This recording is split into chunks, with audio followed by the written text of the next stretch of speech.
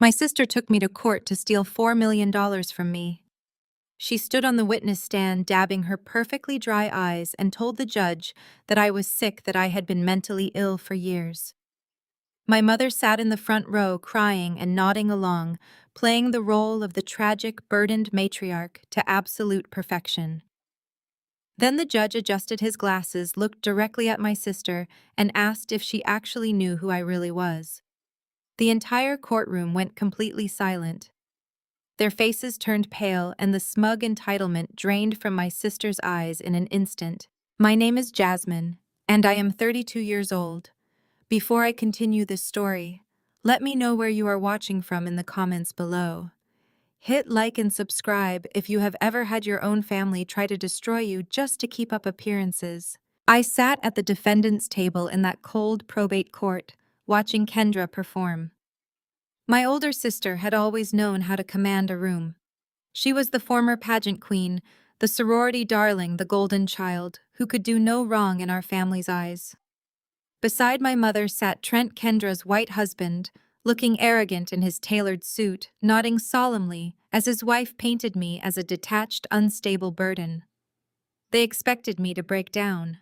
They expected me to yell to prove their point, that I was unhinged. Instead, I just looked at them and smiled. I smiled because I knew exactly what was inside the leather briefcase resting at my feet. I smiled because this entire spectacle was the final trap they had walked right into. But to understand how we got to this courtroom showdown, I have to take you back 2 months to the day the nightmare truly began. It was a Tuesday afternoon when we gathered at the attorney's office for the reading of my father's will. My father, Isaiah, had passed away suddenly from a massive heart attack just 3 weeks prior. He was a quiet, observant man who ran a highly successful logistics company. While my mother Brenda obsessed over church pew optics and country club social standing, my dad actually built the wealth she loved to flaunt. We were sitting in the plush waiting area, and the grief in the room was entirely superficial. My mother was already loudly planning how to spend the estate. She flipped through a luxury real estate magazine telling anyone who would listen about upgrading to a 6-bedroom mansion in Buckhead because her current home simply was not grand enough for a widow of her stature. Kendra sat across from her, sipping sparkling water and bragging to Trent about the $4 million liquid trust they were about to receive. Trent, a commercial real estate developer whose smugness was only matched by his profound mediocrity, leaned back with his hands behind his head. He talked loudly about how that cash injection would finally fund his new commercial plaza project, assuring my mother that he would double the family's wealth in a year. I sat silently in the corner wearing a simple black suit, reviewing emails on my phone. They barely acknowledged my presence. In their eyes, I was just the awkward disappointment. I never fit their mold. I did not marry a wealthy man, I did not join the right social circles, and I spent my 20s studying finance and market trends instead of attending networking galas. They thought I was a struggling temp worker barely scraping by on minimum wage. They had no idea that I was actually a senior partner at a major private equity firm managing hundreds of millions in assets.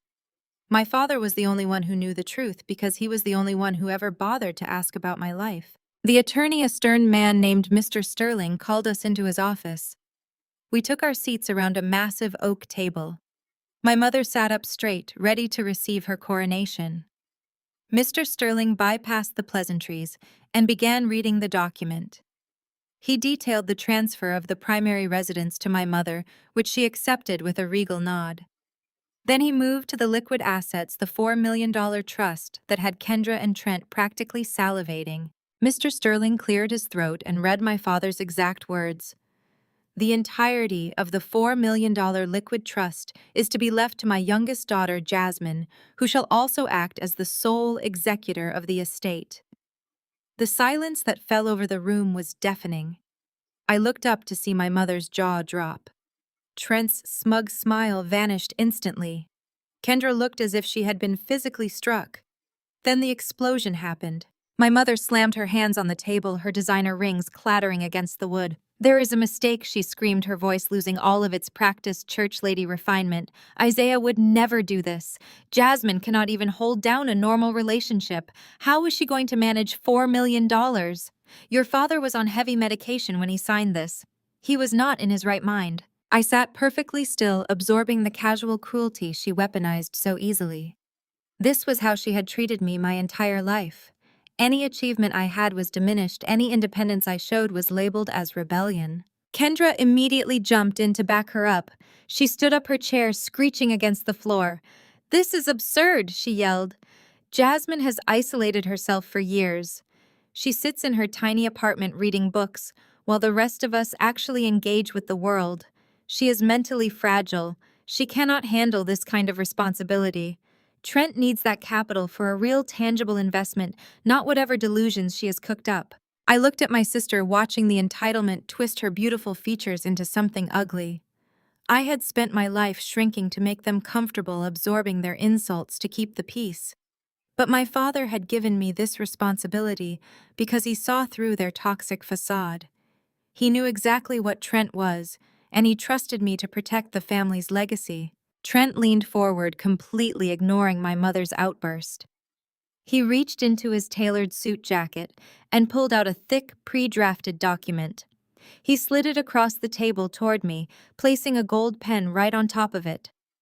It was an investment management contract, giving him full executive control over the funds. "Let the adults handle the big numbers," Trent said, his voice dripping with condescension. "You are going to sign executive control over to me right now. We are not letting you blow your dad's hard-earned money on your delusions. Sign the paper, and I will make sure you get a nice little monthly allowance." I looked at the contract. I looked at Trent's desperate, greedy eyes. I picked up the gold pen, twirled it in my fingers for a moment, and then calmly placed it back down on the table. I pushed the contract off the edge of the table. The heavy stack of papers hit the floor with a satisfying thud. "Pick that up when you leave, Trent," I said, my voice steady and cold. "I am not signing anything." I stood up, picked up my bag, and walked out of the office, leaving them screaming threats and insults in the hallway. I did not look back. I stepped out into the crisp afternoon air, feeling a mixture of grief for my father and a burning resolve to honor his final wish. I got into my car and locked the doors, my hands shaking slightly from the adrenaline. I opened my secure work tablet and logged into my private equity firm's database. I ran a quick background risk assessment on Trent's commercial real estate company. The screen loaded and a series of red flags flooded the display. Trent's company was defaulting on a $3.5 million bridge loan. He had missed his last 3 payments. Even worse, the system flagged a quiet federal investigation for wire fraud connected to his business accounts. A cold realization washed over me. They did not just want my inheritance because they were greedy. They desperately needed that $4 million to keep Trent out of federal prison, and they were willing to destroy me to get it. I looked at my sister calmly as the echo of her demand bounced off the polished mahogany walls of the law office. Kendra stood hovering over the heavy oak conference table, her chest heaving with manufactured outrage. Her manicured nails dug into the wood. She expected me to shrink. That was our lifelong family dynamic. Kendra barked. My mother co-signed the behavior, and I was supposed to fold myself into a tiny, compliant box. I let a heavy silence fill the room before I finally spoke. "I will not be signing anything," I said. My voice was completely flat. I did not yell. I did not match her frantic, aggressive energy. Kendra let out a sharp, mocking laugh and turned to the estate attorney. She threw her hands up in the air in a dramatic display of exasperation. "Are you hearing this?" Kendra asked, her voice rising to a shrill pitch. "She is completely delusional. She has always been like this. Look at her." She pointed a finger right at my face, her eyes flashing with pure venom. "You have no idea how the real world works, Jasmine," she snapped. "You never have. While I was at the university building a network, joining my sorority, and actually making something of myself, what were you doing? You were locked in your dark little bedroom. You refused to go to social events. You refused to date anyone from our circle. You sat in the corner at every family gathering reading boring financial books like some kind of antisocial freak. You never married a wealthy man. You do not even have a life. You are completely detached from reality." I listened to her rewrite my entire history in real time. My refusal to participate in their superficial country club lifestyle had always been a sore subject in our household. Because I did not care about expensive debutante balls or impressing the wealthy families in our social circle, I was labeled defective. Because I spent my early 20s studying market analytics instead of pledging a sorority to secure a ring, I was considered a massive failure. Kendra had built her entire identity on being the beautiful, popular golden child who secured a successful white husband. I was the dark cloud that ruined their perfect family portraits. Right on cue, my mother started to cry. It was a masterful performance.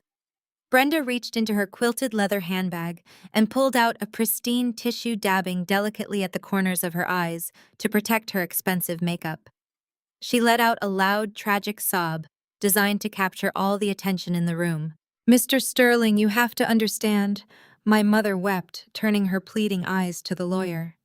"My youngest daughter has always been mentally fragile. We have tried so hard to help her. We have prayed over her, but she is deeply selfish. She has always been a terrible disappointment to our family name." She paused to let out another theatrical sob, clutching the tissue to her chest like a wounded martyr. "Do you know how embarrassing this is for me?" she continued. "What will the congregation think? What will the bishop say when he hears Isaiah left everything to the unstable daughter? We have spent years protecting her from herself. We kept her condition quiet to save her from public shame." Isaiah was clearly manipulated. He was on so much heart medication at the end. He did not know what he was doing.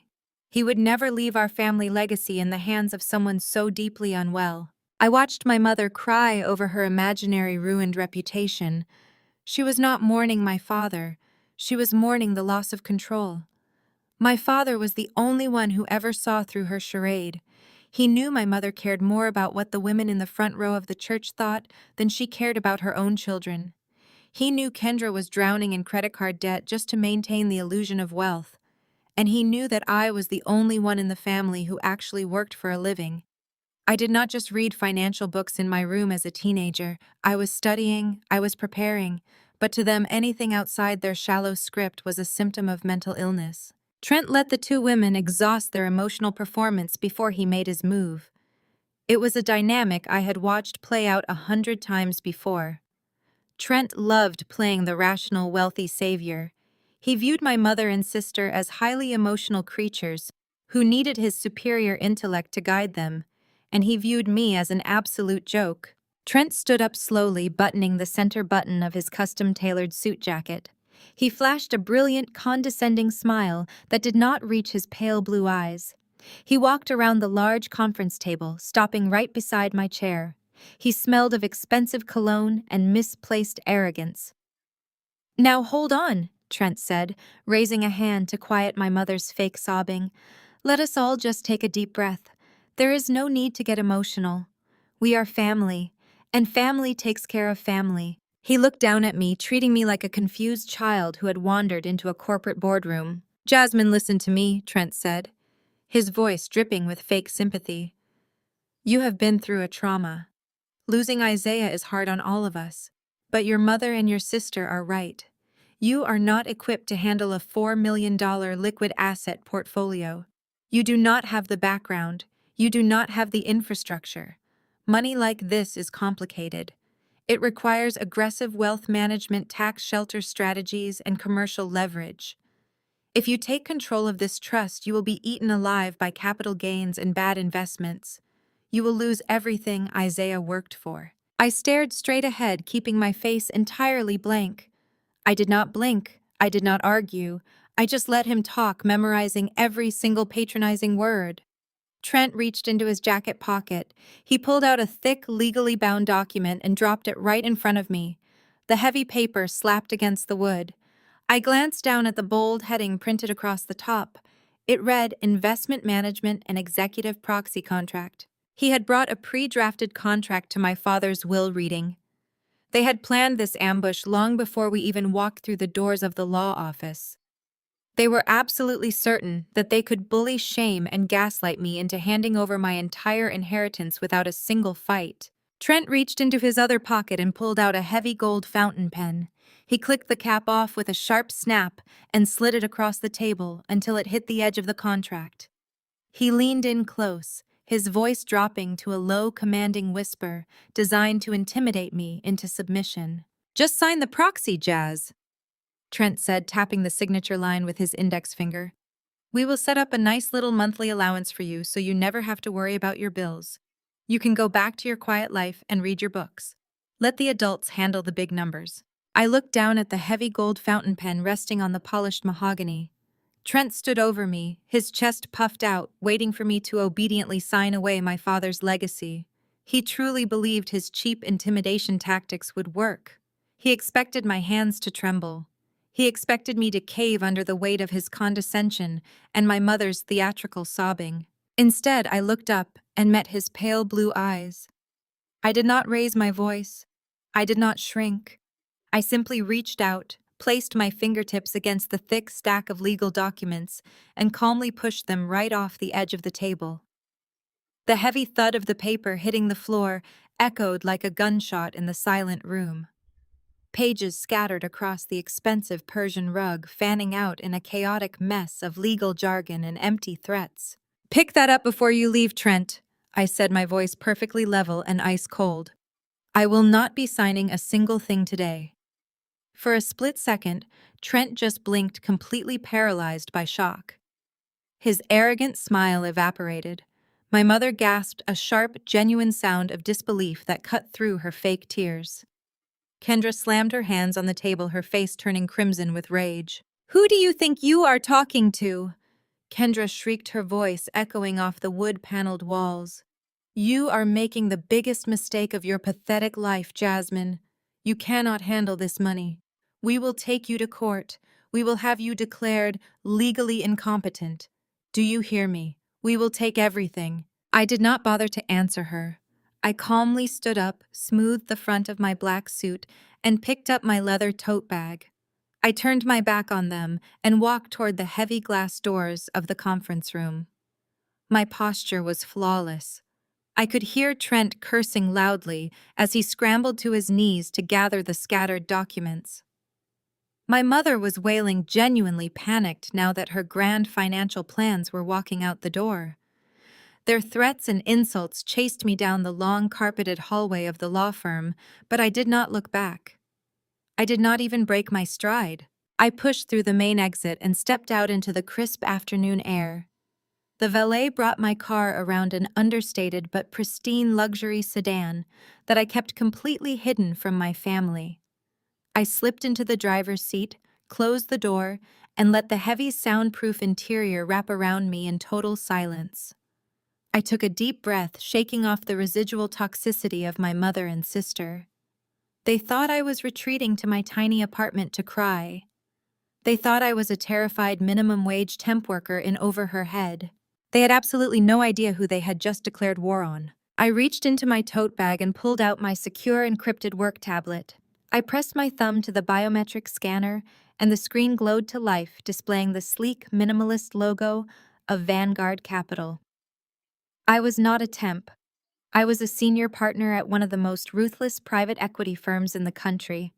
I spent my days acquiring struggling companies, managing portfolios worth hundreds of millions of dollars, and tearing apart corporate financial structures. I analyzed risk for a living, and my brother-in-law had just presented himself as a massive liability. I tapped into the firm's global financial database, bypassing the firewall with my executive credentials. Trent had always bragged about his commercial real estate empire. He loved to show up to Sunday dinners in leased sports cars and talk loudly about his massive development projects, acting as the wealthy savior of our family. My mother worshipped him for it. Kendra wore his supposed success like a crown.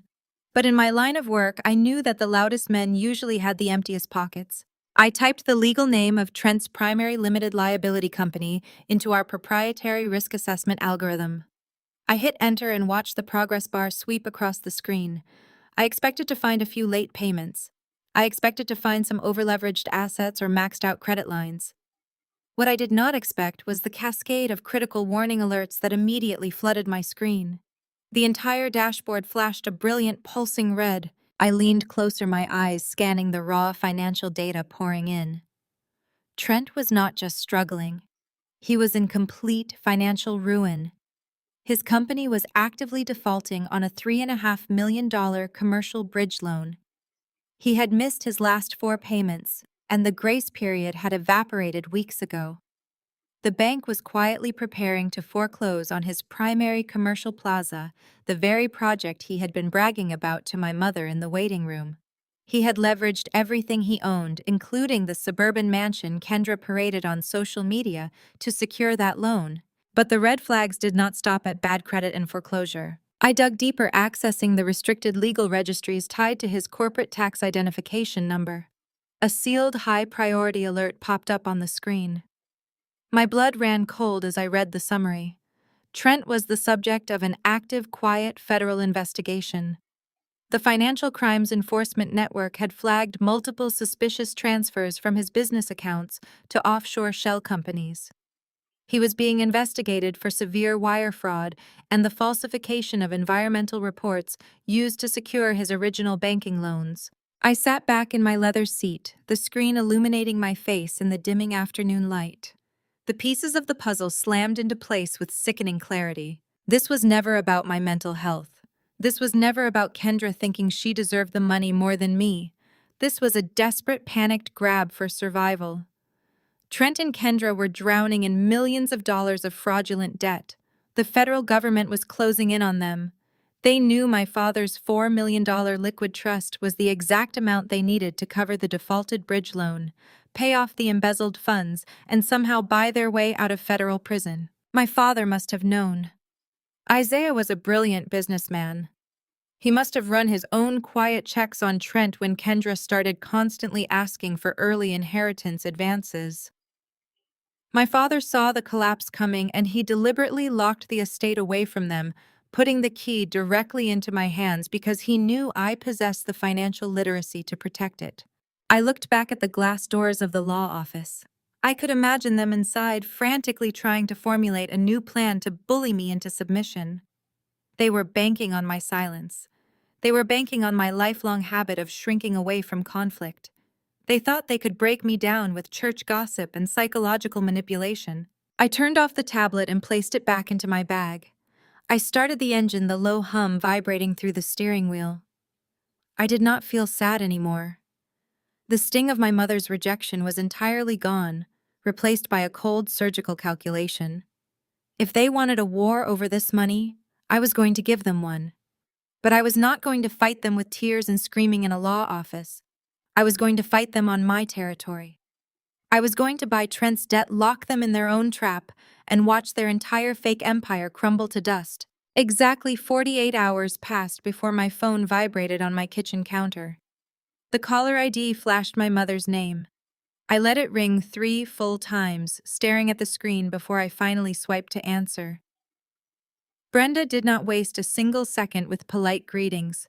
Her voice was shaky, brittle, and coated in a thick layer of manufactured grief. She wept softly into the receiver, a perfectly pitched performance designed to disarm me. She told me how my father would be absolutely heartbroken if he could look down from heaven and see our family falling apart over money. She begged me to come to the traditional Sunday dinner at her house after church. "We need to heal the family, Jasmine," she cried, her breath hitching right on cue. "We need to sit down, break bread, and find a way to honor Isaiah properly. Do not punish us because you are grieving. Please just come home." I listened to her perform, feeling absolutely nothing.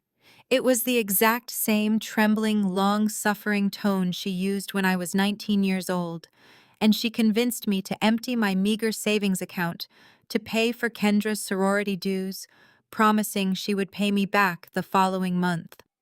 She never did. She had a lifelong habit of framing my boundaries as personal attacks against the family. I knew this invitation was a trap.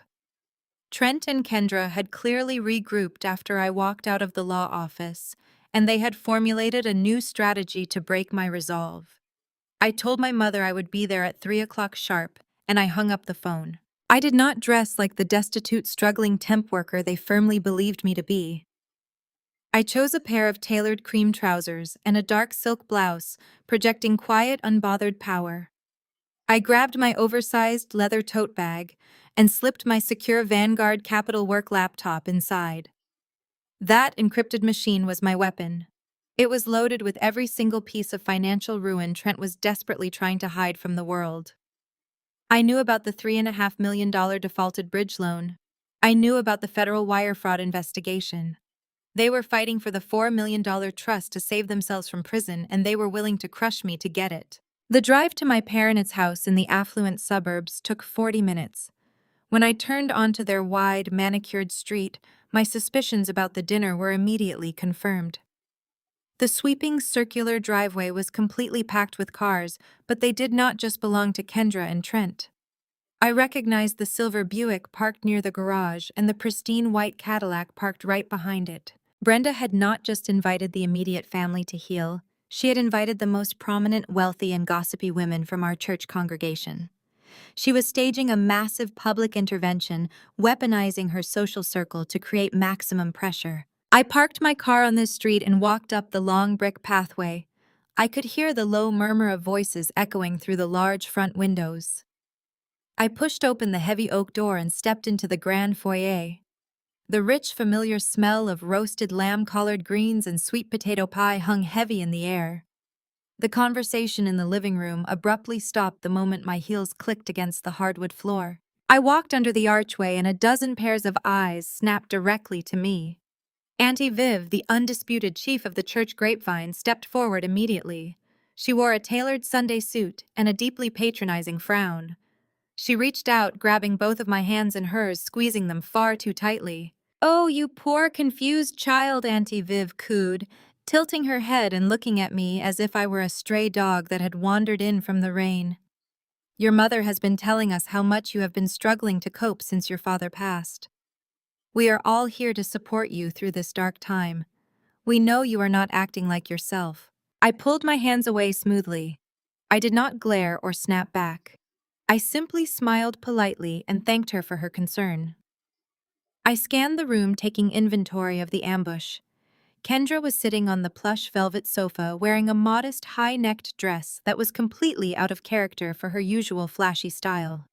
She was dabbing the corners of her eyes with a cocktail napkin, playing the exhausted, burdened older sister, trying to hold the pieces together. My mother stood near the dining room archway, looking tragically brave in a dark wrap dress. She ushered everyone toward the massive mahogany dining table. I followed the crowd, keeping my expression entirely blank. I took a seat near the middle of the table, placing my heavy leather tote bag directly on the floor beside my chair, my foot resting lightly against the leather to guard the laptop inside. I watched as Trent confidently strode to the head of the table. He pulled out the high-backed leather armchair that had belonged exclusively to my father. He sat down, adjusting the cuffs of his expensive shirt, looking incredibly pleased with himself. The utter disrespect of him claiming Isaiah's seat sent a flash of heat straight through my chest, but I did not react. I was not going to give them the hysterical outburst they so desperately wanted to capture for their audience. The church ladies settled into their seats, whispering to each other and casting sideways, pitying glances in my direction. Brenda brought out the final serving dishes, playing the perfect, gracious host, while Kendra poured iced tea into crystal glasses. The setup was perfectly choreographed. The food steamed on the table, but no one reached for a serving spoon. No one passed a plate. The room fell into an unnatural, heavy silence. The air felt thick with anticipation. The church aunties folded their hands in their laps, waiting for the show to begin. Trent stood up slowly from my father's chair. He picked up his glass of red wine, holding it up near his chest as if he were about to deliver a toast at a charity gala. He looked around the long table, making absolute certain that he had the undivided attention of every single church elder in the room. He let the silence stretch for 5 agonizing seconds to build the drama. Then he locked his cold blue eyes directly on me. Trent took a slow, deep breath and projected his voice so it rang clearly off the vaulted ceilings. "We need to talk about getting Jasmine the psychiatric help she desperately needs." Trent's words hung over the roasted lamb and candied yams like a toxic cloud. The gentle clinking of silverware stopped entirely. Auntie Viv let out a loud, dramatic gasp, her hand flying to the chunky pearl necklace resting on her collarbone. Sister Margaret, sitting across from me, started muttering a quiet prayer of deliverance. Trent did not look at me. He looked at the elders, his face arranged into a mask of deep masculine concern. He slowly lowered his wineglass and took his seat, letting the heavy silence do the work for him. He had primed the audience. Now it was time for the main act. Kendra let out a ragged, trembling breath. She reached across the table, trying to grab my hand, but I smoothly pulled it back, resting it on my lap. Kendra did not miss a beat. She pulled her hand back to her chest, looking absolutely devastated by my rejection. She looked around at the church ladies, her eyes glistening with fresh, perfectly timed tears. "It breaks my heart to see her like this," Kendra whispered, her voice cracking. "We have tried so hard to pretend everything is normal. We wanted to believe she was getting better, but losing Dad has triggered everything all over again." Kendra turned to Auntie Viv, speaking as if I were invisible, a ghost haunting my own family dinner. "Do you remember when Jasmine was 19? Kendra asked, wiping a stray tear from her cheek. "She was away at college. I had to drive 3 hours in the middle of the night to get her. She completely lost touch with reality." I stared at my sister, marveling at the surgical precision of her lie. "When I was 19, I was taking 21 credit hours, working a night shift and preparing for finals. I had a severe panic attack from sheer exhaustion and went to the campus health center to get a counselor's note for a deadline extension. Kendra did not drive 3 hours to rescue me in the dead of night. She drove to my campus the following weekend to beg me for money to fix a massive dent she put in her leased luxury car. But that was not the story being sold today. She was hallucinating." Kendra continued, her voice dropping to an urgent theatrical whisper. The campus police had to get involved. She was screaming that people were stealing from her. We had to put her in a private facility for 2 weeks just to get her stabilized. It was the most terrifying period of our lives. It is a severe, debilitating mental illness that she absolutely refuses to medicate. The collective intake of breath from the church elders sounded like a vacuum. Sister Margaret shook her head slowly, looking at me with a mixture of profound pity and absolute disgust. Auntie Viv leaned forward, her eyes wide with scandalous delight disguised as Christian sympathy. "Oh, sweet Jesus," Auntie Viv murmured. "We had no idea, Kendra. Your poor family, carrying such a heavy cross all these years in silence." My mother seamlessly took the baton from Kendra. Brenda pressed her fingertips to her temples, closing her eyes tightly as if the memory was simply too painful to bear. "We hid it," Brenda said, her voice shaking with practiced emotion. "We hid Jasmine's condition to protect her. You know how cruel the world can be. We did not want anyone at church looking at her differently. We did not want the judgment to ruin her chances at a normal life. So we kept her isolated. We let people think she was just antisocial or shy or struggling to find a real career. We let her work those meaningless low-level temp jobs because we knew she could not handle real corporate pressure without breaking down again." Brenda stood up from her chair, walking slowly around the table until she was standing right behind me. She placed both of her heavy hands on my shoulders. I did not flinch, though my skin crawled at the aggressive, possessive weight of her touch. "Isaiah always protected her," Brenda told the room. "He shielded her from the real world. But now that he is gone, Jasmine is spiraling out of control. She is acting out. She is becoming aggressive and highly paranoid. She actually thinks we are trying to hurt her." Brenda's fingers dug into my shoulders, a physical warning disguised as a motherly embrace. Just 2 days ago, in the lawyer's office, she had a complete manic breakdown. She was screaming at Trent, throwing important legal papers across the room, acting completely unhinged. We are terrified she is going to hurt herself or someone else. The psychological pressure in the dining room became suffocating. The women I had known since childhood, women who had watched me grow up, were looking at me as if I were a volatile, ticking time bomb. They were completely spellbound by my mother's tragic fictional narrative. Auntie Viv pointed a manicured finger at me from across the table. "You need to listen to your mother, Jasmine," Auntie Viv said, her tone dripping with righteous authority. "Pride comes before the fall. You cannot fight the demons in your mind without surrendering to the Lord and letting your family help you. Look at how much they love you. Look at Trent, a successful, godly man, willing to take on your financial burdens. You need to submit to their care before you ruin your life. Sister Margaret chimed in right on cue. Let the men handle the heavy lifting, child. You just focus on getting your mind right. I sat perfectly still, absorbing the sheer scale of their manipulation. My right calf was pressed firmly against the thick leather of my tote bag, resting on the floor. Inside that bag was the encrypted laptop containing the absolute proof of Trent's impending federal indictment and the $3.5 million he owed. They were projecting their own desperate panic onto me, painting me as a lunatic so they could legally strip me of my rights. They needed the church ladies to serve as credible character witnesses. They were building a paper trail of my supposed insanity right here over the roasted lamb and cornbread. My mother removed her hands from my shoulders and walked back to her seat at the head of the table. She reached into the bodice of her dark wrap dress and pulled out a folded legal document. It was not the same investment proxy Trent had tried to force on me at the lawyer's office. This was far more aggressive. This was total subjugation. Brenda unfolded the thick cream-colored paper and slid it straight across the table. It glided over the pristine white tablecloth past the crystal water glasses and the steaming bowls of food, coming to a dead stop right next to my dinner plate. I looked down at the bold black lettering at the top of the page. It was a medical power of attorney and a petition for full involuntary financial conservatorship. Brenda looked at me, her eyes completely devoid of the tears she had just been faking. Her voice was cold, sharp, and commanding. Sign this, baby. Let Trent protect your finances before you have another one of your psychotic breaks. I stared at the thick cream-colored paper resting on the pristine white tablecloth next to my dinner plate.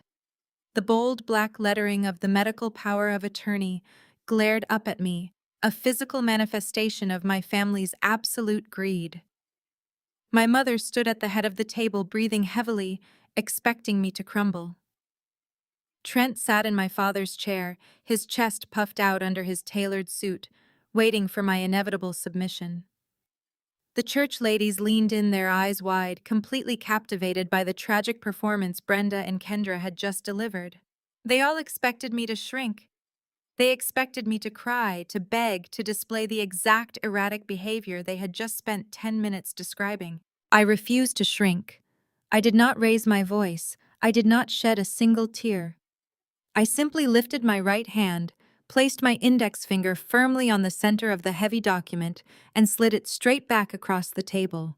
It glided smoothly over the polished wood, bypassing the crystal water glasses, brushing past the steaming platter of collard greens and the basket of warm cornbread, until it came to a dead stop right in front of Trent's wineglass. I kept my hands resting lightly on the edge of the table. I looked directly into Trent's pale blue eyes, my expression entirely blank and my voice conversationally casual. Are we talking about psychotic breaks? I asked, my tone cutting through the thick silence of the dining room like a scalpel. Like the one where Trent leveraged your marital home for a commercial loan last Tuesday and defaulted on the payments. The reaction was instantaneous and explosive. Sister Margaret dropped her silver fork. It hit her fine china plate with a sharp, piercing clatter that echoed through the room.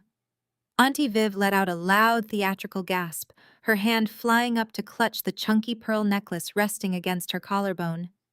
The church elders, who had been looking at me with profound pity just seconds before, suddenly swiveled their heads toward Trent.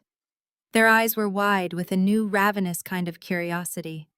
Gossip was the currency of their social circle, and I had just dropped a fortune right in their laps. Trent's arrogant, patriarchal mask instantly melted off his face. The smug satisfaction drained from his features, replaced by a look of sheer, unadulterated terror. The skin on his neck and cheeks flushed a dark mottled beet red. He opened his mouth to speak, to assert his authority, but no words came out. He just stared at me, his jaw working soundlessly as he tried to comprehend how the quiet, defective sister knew about his catastrophic financial ruin. Kendra leaped up from the velvet sofa as if she had been physically struck.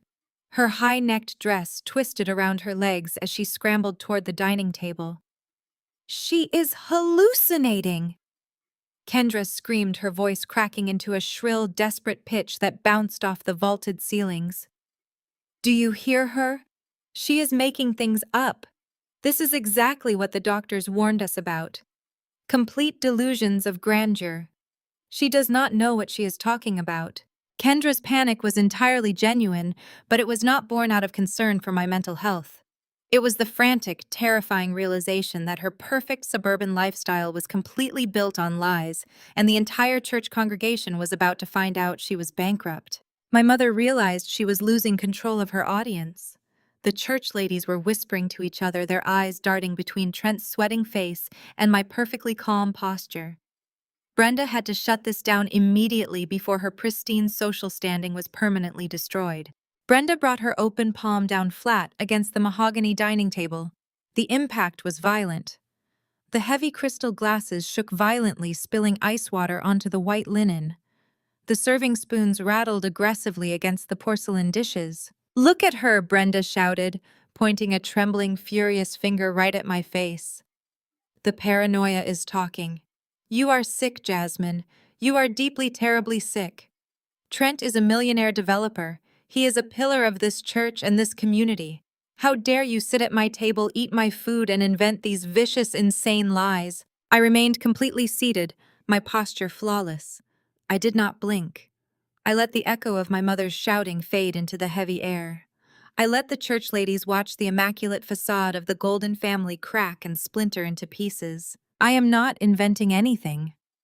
"Mom," I said, my voice completely devoid of emotion. $3.5 million. That is the exact amount of the commercial bridge loan Trent defaulted on. I know because my firm manages the debt portfolios for his primary lender. He missed his final grace period last Tuesday. The bank is preparing to foreclose on his primary commercial plaza and the house Kendra is currently living in. Trent abruptly pushed his chair back, the wooden legs scraping harshly against the hardwood floor. He realized the severe impending danger of my words. If Auntie Viv and Sister Margaret heard about his defaulted loans, the news would spread through the entire congregation by morning. His credit line of social capital would be wiped out, and his investors would panic. He was cornered, acting like a wounded, desperate animal. Trent reached inside the breast pocket of his expensive suit jacket. His hands were visibly shaking. He pulled out another piece of paper, this one a stark, clinical white, covered in dense legal text. He slammed it down onto the table right next to his wine glass, his breathing heavy and erratic. "She is completely detached from reality," Trent said, his voice loud, attempting to project authority but heavily threaded with undeniable panic.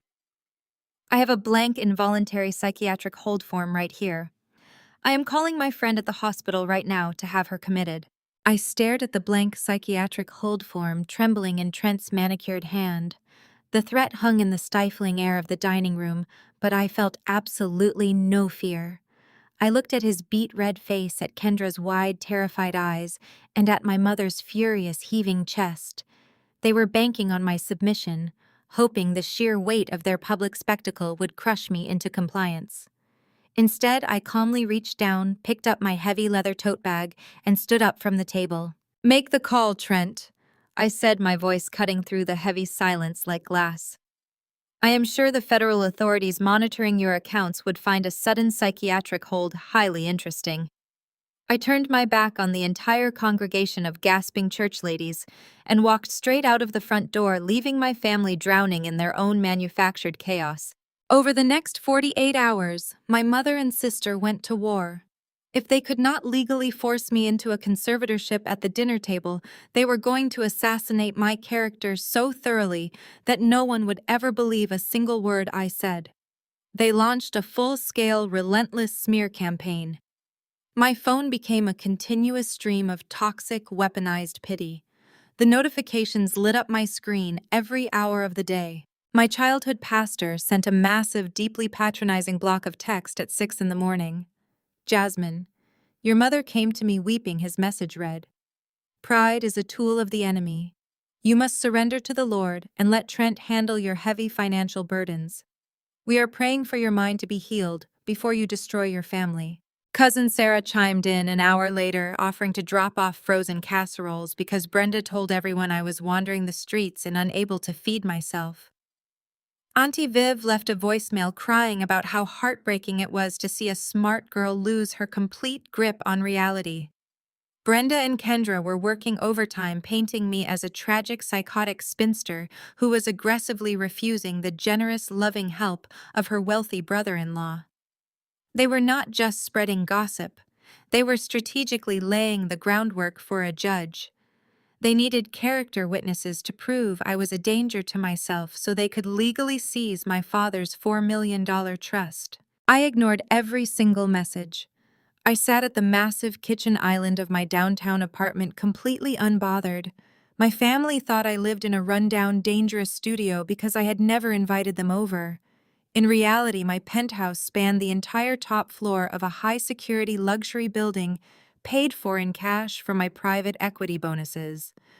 I was deep in the Vanguard Capital database tracing the exact chain of custody for Trent's defaulted bridge loan. I was drafting the acquisition paperwork to buy his debt directly from the bank. Suddenly, my multiple computer screens went pitch black. The low hum of the stainless steel refrigerator died. The central air conditioning sputtered to a complete halt. My entire apartment plunged into heavy, unnatural silence. I frowned, pulling out my phone to check the building's resident portal. There were no reported outages in the downtown grid. I walked out into the carpeted hallway, and the emergency lights were functioning perfectly. I could hear the faint sound of a television coming from my neighbor's unit. It was only my apartment. I called the utility company, tapping my manicured nails against the cool granite countertop while I waited on hold.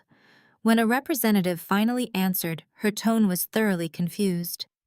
"Miss Wilson, your account was manually closed this morning," the representative explained. "You called in at 8 in the morning, verified your social security number, and requested an immediate permanent shutoff." A cold, sharp wave of realization hit me. I did not call anyone, I replied, my voice dangerously tight. The representative hesitated, clicking through her system. "The caller verified your date of birth, your mother's maiden name, and your full social security number. They explicitly stated you were suffering a mental break moving into an involuntary care facility and no longer needed the service." I ended the call immediately. The sheer terrifying audacity of it made my blood boil. Brenda had given Trent my social security number. My own mother had handed over my personal protected identity to a desperate fraudulent developer so he could illegally access and cancel my utility accounts. It was federal identity theft, plain and simple. But it was also a highly calculated tactical move. Trent was trying to create a documented paper trail of complete incompetence. He wanted to walk into a courtroom and show a judge that I was so mentally unstable I could not even manage to keep the lights on in my own apartment. He was trying to force a tangible crisis to validate their vicious smear campaign. I sat in the dark kitchen, the blue light of my phone illuminating my face. I opened a secure mobile hotspot and reconnected my work laptop. They wanted to play dirty. They wanted to strip away my basic resources, violate my privacy, and watch me panic in the dark. But they were fighting a senior private equity partner, and I thrived in the dark. I finished formatting the debt acquisition contract for Trent's commercial loan. With one single click, I authorized Vanguard Capital to purchase his $3.5 million debt. The transaction processed instantly. I was officially Trent's primary creditor. I held the keys to his entire fake empire, and I was going to crush him. My phone screen lit up with a sudden urgent text message. It was from Chloe, my fiercely protective executive assistant at Vanguard. Chloe never bothered me on my personal line, unless it was a catastrophic Tier 1 emergency. I opened the message and read the words twice, a slow, dangerous smile spreading across my face. "Your brother-in-law is in the corporate lobby screaming at the security guards." I tapped a rapid sequence of commands into my encrypted laptop, bypassing the standard employee portal and tapping directly into Vanguard Capital's primary security network. The high-definition feed from the ground floor lobby flickered onto my monitor. I leaned forward, resting my elbows on the cool granite of my kitchen island, and watched the spectacular train wreck unfolding inside my own corporate building. Trent was standing in the center of the sprawling white marble atrium. He looked frantic. His tailored suit was visibly wrinkled from nervous pacing, and a sheen of sweat coated his forehead.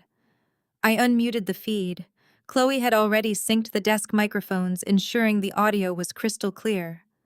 Trent was leaning aggressively over the sweeping mahogany reception desk, jabbing his finger at Marcus, our heavily armed head of corporate security. "You are not listening to me," Trent barked, his voice echoing loudly off the vaulted glass ceilings. "I am family. I need to speak to the manager of the temp pool immediately. Jasmine Wilson is a temporary data entry clerk in this building, and she is having a severe mental health crisis. She is a volatile danger to this company and everyone in it." I let out a soft, dark laugh. The sheer blinding arrogance of the man was almost impressive. He was standing in the lobby of a multi-billion-dollar private equity firm, a building that required biometric clearance just to access the elevators, demanding to speak to a fictional temp manager. He truly believed Brenda's desperate lies. My family had spent years convincing themselves I was a lowly administrative assistant, because the alternative, that I was infinitely more successful than they were, would have destroyed their fragile egos. Trent was drowning in his own catastrophic debt, and he clung to this narrative like a life raft. He was trying to get me fired.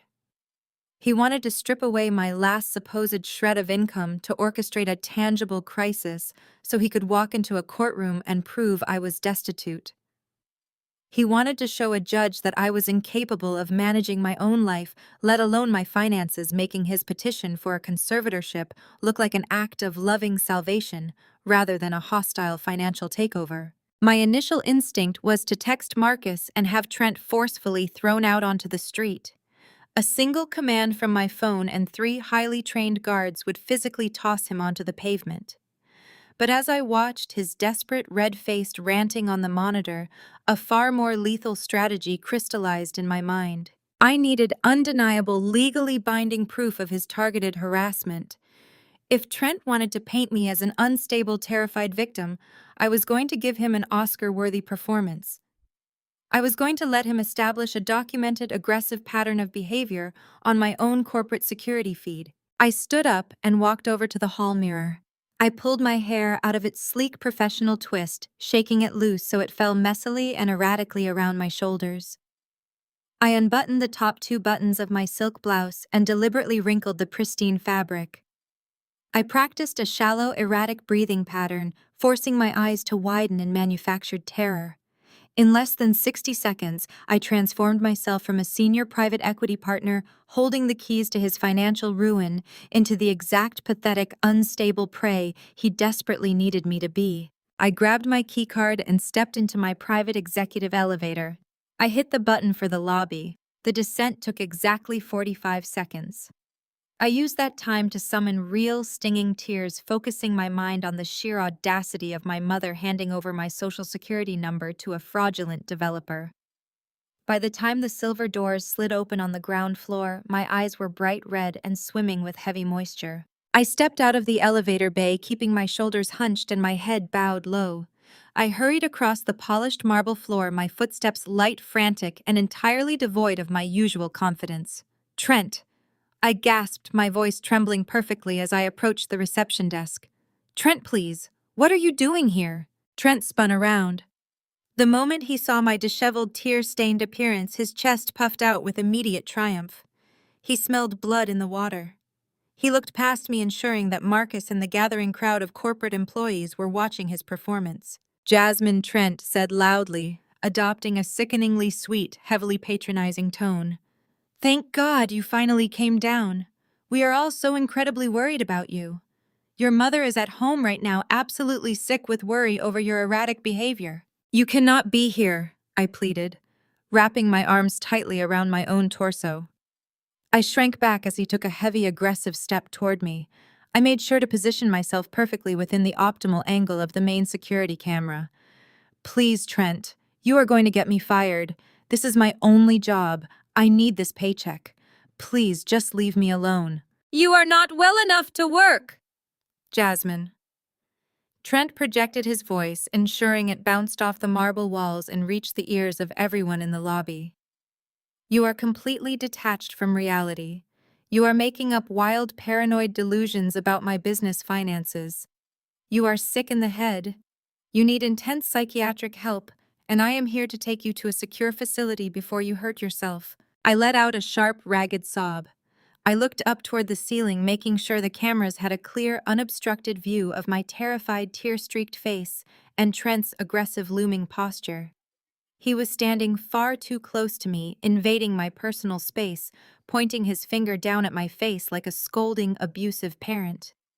It was magnificent, undeniable footage. A judge would take one look at this tape and see a wealthy, imposing man publicly terrorizing a fragile, defenseless woman at her place of employment. "Leave me alone," I cried out, my voice cracking with absolute desperation. "I do not want your help. Stop following me. Stop shutting off my electricity. Just leave me alone." Trent let out a loud, mocking laugh. He turned away from me and looked directly at the security guards, throwing his hands up in a gesture of exaggerated masculine helplessness. "Do you see this?" Trent announced to the entire lobby, a smug, victorious grin plastered across his face. "She is completely hysterical. She is having a psychotic break right in front of you. She belongs in a hospital, not an office building." I gave him exactly what he asked for. I let out one final devastating wail of absolute despair. I turned on my heel and ran blindly toward the revolving glass doors. I pushed through them and stumbled out into the busy downtown street, my face buried in my hands. I ran for a full block in fake tears, fleeing the scene and leaving Trent standing in the center of the Vanguard Capitol lobby, absolutely convinced he had just won the war. I stopped crying exactly 3 seconds after I rounded the corner of 5th and Madison. The transition from hysterical, broken victim to senior equity partner was seamless. I pulled a silk handkerchief from my tote bag, dabbed the manufactured moisture from my cheeks, and smoothed my hair back into its sharp, professional twist. Through the reflective glass of the corporate building across the street, I watched Trent emerge from the Vanguard Capitol lobby. He was practically vibrating with smug satisfaction. He pulled his phone from his breast pocket, his thumbs flying aggressively across the screen. I did not need to see the display to know exactly what he was texting Kendra. He was telling my sister that I had just suffered a massive public psychological breakdown.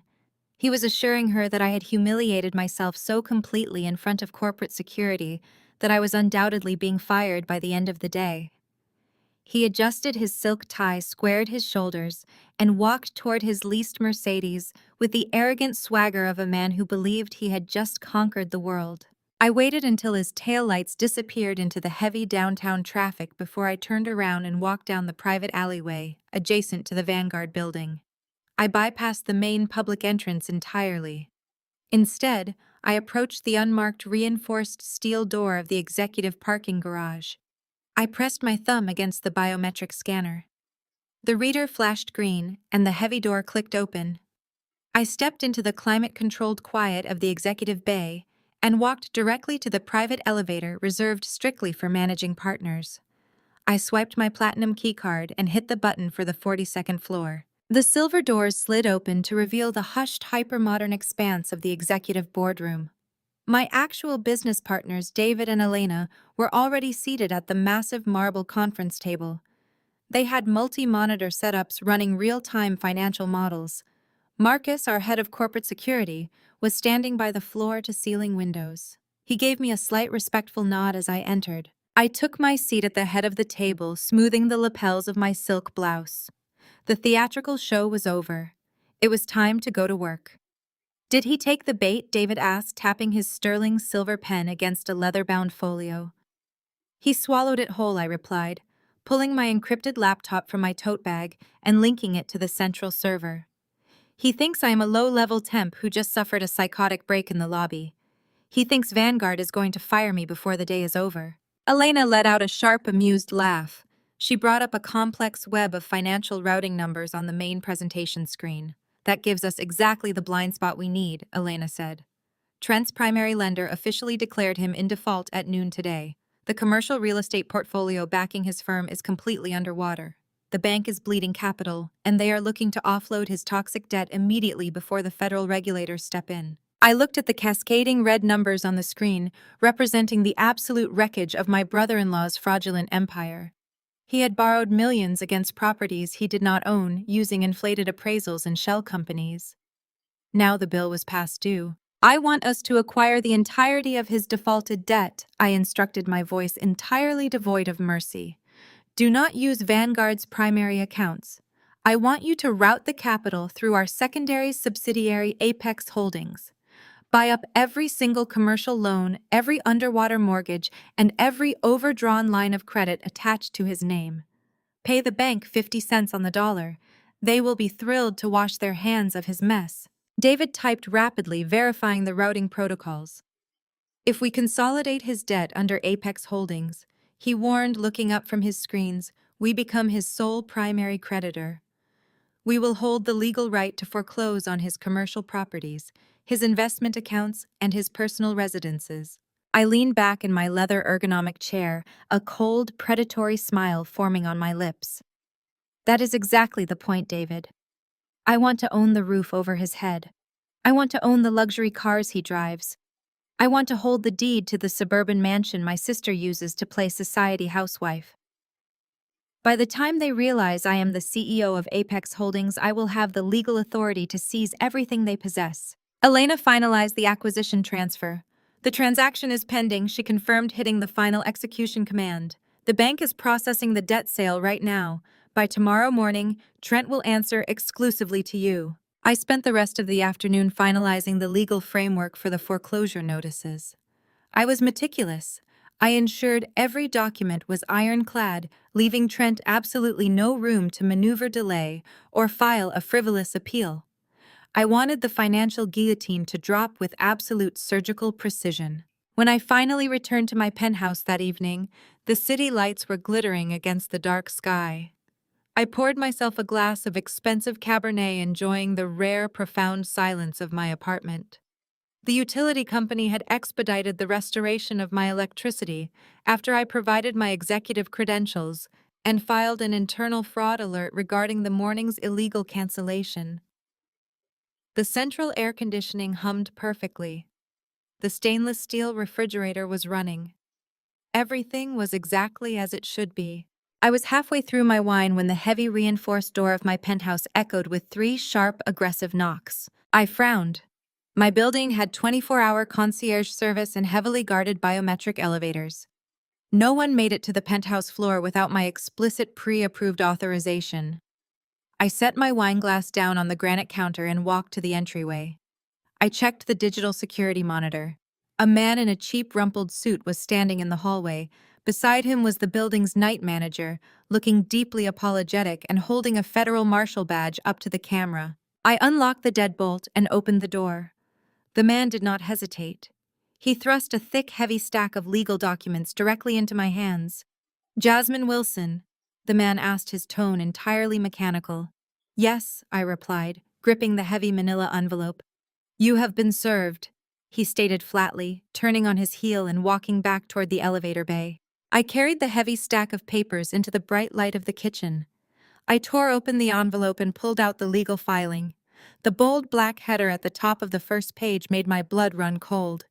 It was an emergency petition for involuntary conservatorship. Kendra and Brenda had not wasted a single second. They had moved with terrifying lethal speed. I flipped through the pages, marveling at the sheer volume of their fabricated evidence. They had filed sworn, notarized affidavits from Auntie Viv and Sister Margaret, both detailing my supposed delusions and aggressive behavior at the family dinner. They included utility records showing my electricity had been canceled due to my alleged total incompetence. And right in the middle of the packet, attached in a small plastic sleeve as Exhibit A, was a digital flash drive. It contained the subpoenaed security footage from the Vanguard Capitol lobby. They were using my own manufactured breakdown as the final undeniable proof of my insanity. The petition demanded an emergency court hearing for 9 o'clock the very next morning. They were asking a judge to legally strip away my basic human rights, seize my bank accounts, and grant Trent total unrestricted control over my life before I even had a chance to mount a defense. The heavy manila envelope sat on my granite kitchen island like a live grenade. I stared at the emergency petition for involuntary conservatorship, marveling at the sheer, unadulterated delusion of my family. They had actually done it. They had weaponized my manufactured panic attack, packaged it with the testimonies of a few gullible church ladies, and filed legal documents to strip me of my bodily autonomy and financial independence. The hearing was scheduled for 9 o'clock the next morning. They expected me to show up completely unrepresented, crying and begging for mercy in front of a judge, perfectly cementing their narrative of a hysterical, incapable woman. I did not panic. I went into absolute impenetrable stealth mode. My cell phone began to vibrate violently across the countertop. The screen flashed with my mother's contact photo. Brenda was undoubtedly calling to deliver her final crushing ultimatum, hoping to hear the terror in my voice. I reached out, picked up the device, and turned the power off completely. I tossed the dark rectangular brick into a drawer. Let them revel in their assumed victory. Let them think my silence was the result of a total psychological collapse. I had exactly 12 hours before the sun came up, and I needed to build an indestructible fortress around my mind and my money. I opened my encrypted work laptop and bypassed my personal contacts entirely. Working in elite private equity meant having immediate, unrestricted access to the most powerful fixers in the state. I did not need a standard family attorney. I needed indisputable, medically verified invincibility. By midnight, my firm's concierge medical service had secured 3 emergency appointments with the top independent forensic psychiatrists in the region. I paid their exorbitant emergency retainer fees in cash. At 4 o'clock in this morning, I walked into the private clinical office of Dr. Eris Thorne, a board-certified neuropsychiatrist who frequently testified in high-profile corporate competency hearings. He did not ask me about my feelings. He subjected me to a grueling high-pressure cognitive stress test. I solved complex spatial reasoning puzzles, recited backwards numerical sequences, and navigated dense logic traps designed to expose even the slightest fracture in mental acuity. I finished his 2-hour assessment in exactly 47 minutes. At 6 o'clock, I sat across from Dr. Evelyn Vance, the state's leading expert in abnormal psychology and behavioral forensics. She questioned me relentlessly about my family's claims. I did not act defensive or angry. I handed her the exact financial documentation of Trent's bankruptcy and explained the precise calculated motive behind their smear campaign. She cross-examined my reality, looking for paranoia or delusions of persecution. I met her gaze with absolute, unblinking clarity, backing up every single claim with verifiable corporate data. At 7:30, I underwent a brutal financial competency evaluation with Dr. Gregory Sterling. He threw hypothetical market crash scenarios, trust fund management regulations, and complex tax liability structures at me.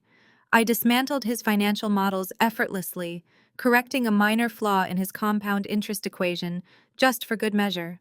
By 8:15 in the morning, I stood in the lobby of the medical complex, holding 3 heavily watermarked notarized affidavits. The results were unanimous and flawless.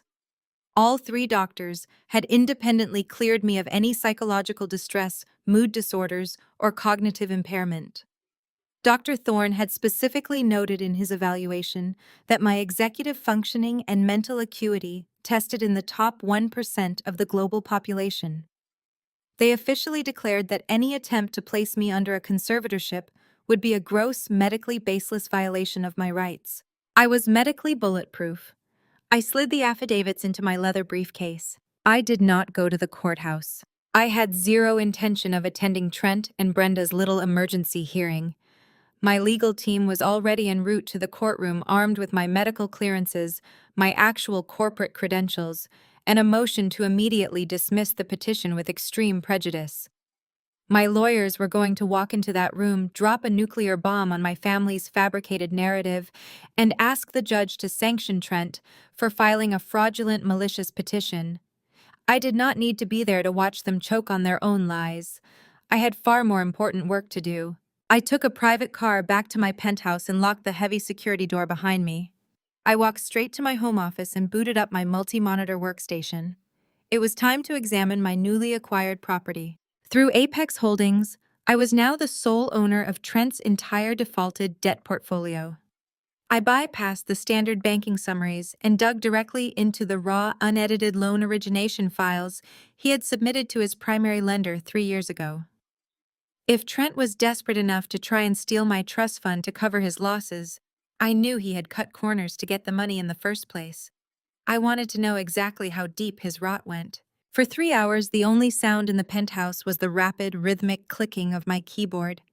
I pulled up the appraisal reports, the municipal zoning permits, and the architectural blueprints for his flagship commercial plaza, the very property the bank was threatening to foreclose on. Everything looked standard on the surface. The numbers balanced. The structural surveys were signed by legitimate contractors, but I did not make my millions by looking at the surface. I started cross-referencing his submitted documents with the deep archived public records in the state environmental database. I stopped typing. I leaned closer to the glowing screen, my eyes narrowing as I stared at the date stamps on an environmental soil survey. When Trent originally applied for the commercial bridge loan, the bank required a comprehensive environmental impact study for the land he was developing. The soil had previously been occupied by a heavy industrial manufacturing plant. Trent had submitted a pristine, clean bill of health, signed and stamped by an independent testing facility, proving the ground was completely free of toxic contaminants. The bank approved the massive commercial loan based on that clean report. I pulled up the actual raw data filed with the Environmental Protection Agency for that exact same parcel of land. The dates did not match. The signature on Trent's submitted report belonged to an environmental engineer who had retired 2 years before the document was supposedly created. Trent had not just exaggerated his assets or hidden a few late payments. He had taken a toxic, severely contaminated piece of land, a property that would require millions of dollars in federal cleanup before a single brick could be laid, and he had completely fabricated a clean environmental report. He had forged government documents and submitted them to a federally insured bank across state lines to secure his initial funding. A slow, predatory smile spread across my face. My family thought they were dealing with a minor civil bankruptcy.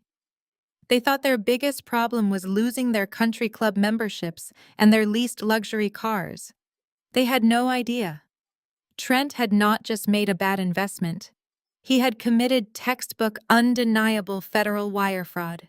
He had actively defrauded a federally backed financial institution. I saved the forged documents to an encrypted secure cloud drive. I downloaded the EPA records and the matching bank loan origination files. I was no longer just going to take his houses and his cars. I was going to hand him over to the federal government. The digital clock on my desk read 2:14 a.m. My encrypted messaging app chimed a sharp, crisp sound that cut through the silence of the penthouse.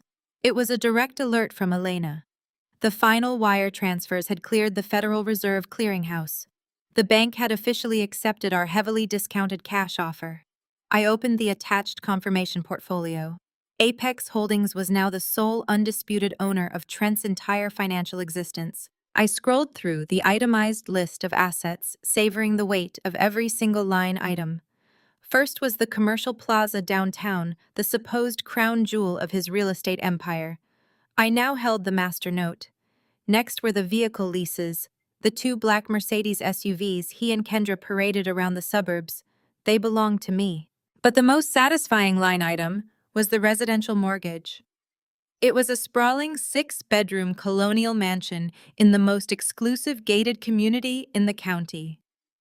Kendra spent hours every week posting perfectly curated photographs of that house on social media.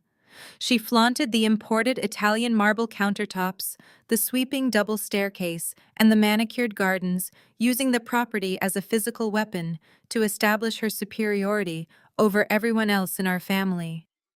She had hosted countless holiday dinners in that formal dining room, sitting at the head of the table, lecturing me about my lack of ambition and my supposedly pathetic small life. I stared at the digital deed on my monitor. The irony was intoxicating. Kendra was currently asleep in a custom king-sized bed, completely unaware that her socially awkward administrative assistant sister had just become her landlord. I had the legal authority to serve them with a 30-day notice of foreclosure and eviction.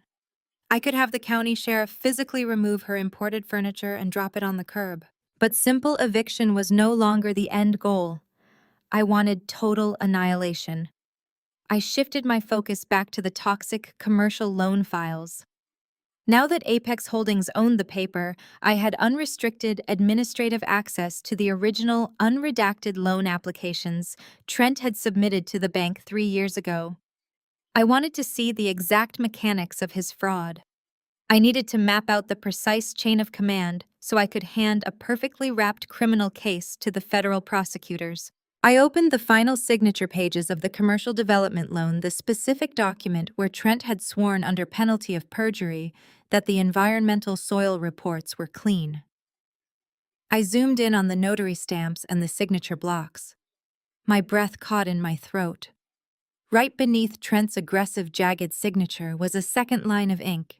It was a neat, looping, highly stylized cursive signature. Kendra Wilson. I leaned closer to the monitor, my eyes scanning the fine print of the guarantor agreement. Kendra had not merely signed the residential mortgage. She was listed as an equal co-guarantor on the commercial development loans. She had explicitly signed the disclosure agreements legally, verifying that the fabricated environmental reports were accurate and truthful. My sister had spent years cultivating the image of an innocent, spoiled society wife who simply enjoyed the fruits of her husband's labor. She pretended she knew nothing about business, preferring to focus on charity galas and country club luncheons. But the ink on my screen told a violently different story. Kendra was not an innocent bystander. She was legally and financially complicit. She was a co-conspirator in a multi-million-dollar scheme to defraud a federally insured institution. She had knowingly signed documents securing capital against a toxic, worthless piece of land. The federal guidelines for wire fraud and bank fraud were absolutely unforgiving. They did not care about country club memberships or curated social media profiles. They carried mandatory minimum sentencing. By signing those documents, Kendra had exposed herself to the exact same federal prison sentence as her husband. They were both going to be indicted. I downloaded the signature pages carefully, adding them to the encrypted dossier I was building for the FBI. I was going to let them walk into the conservatorship hearing tomorrow morning completely convinced they were untouchable. I was going to let them present their fake evidence and play the role of the concerned, loving family members.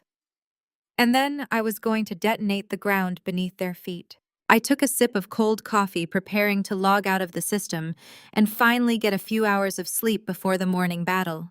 But as my cursor moved toward the exit icon, a red security flag pulsed in the corner of the Apex Financial Monitoring portal. When we acquired Trent's debt portfolio, our system automatically synced with his primary commercial and personal banking profiles to monitor for any available liquid assets that could be seized to satisfy the default.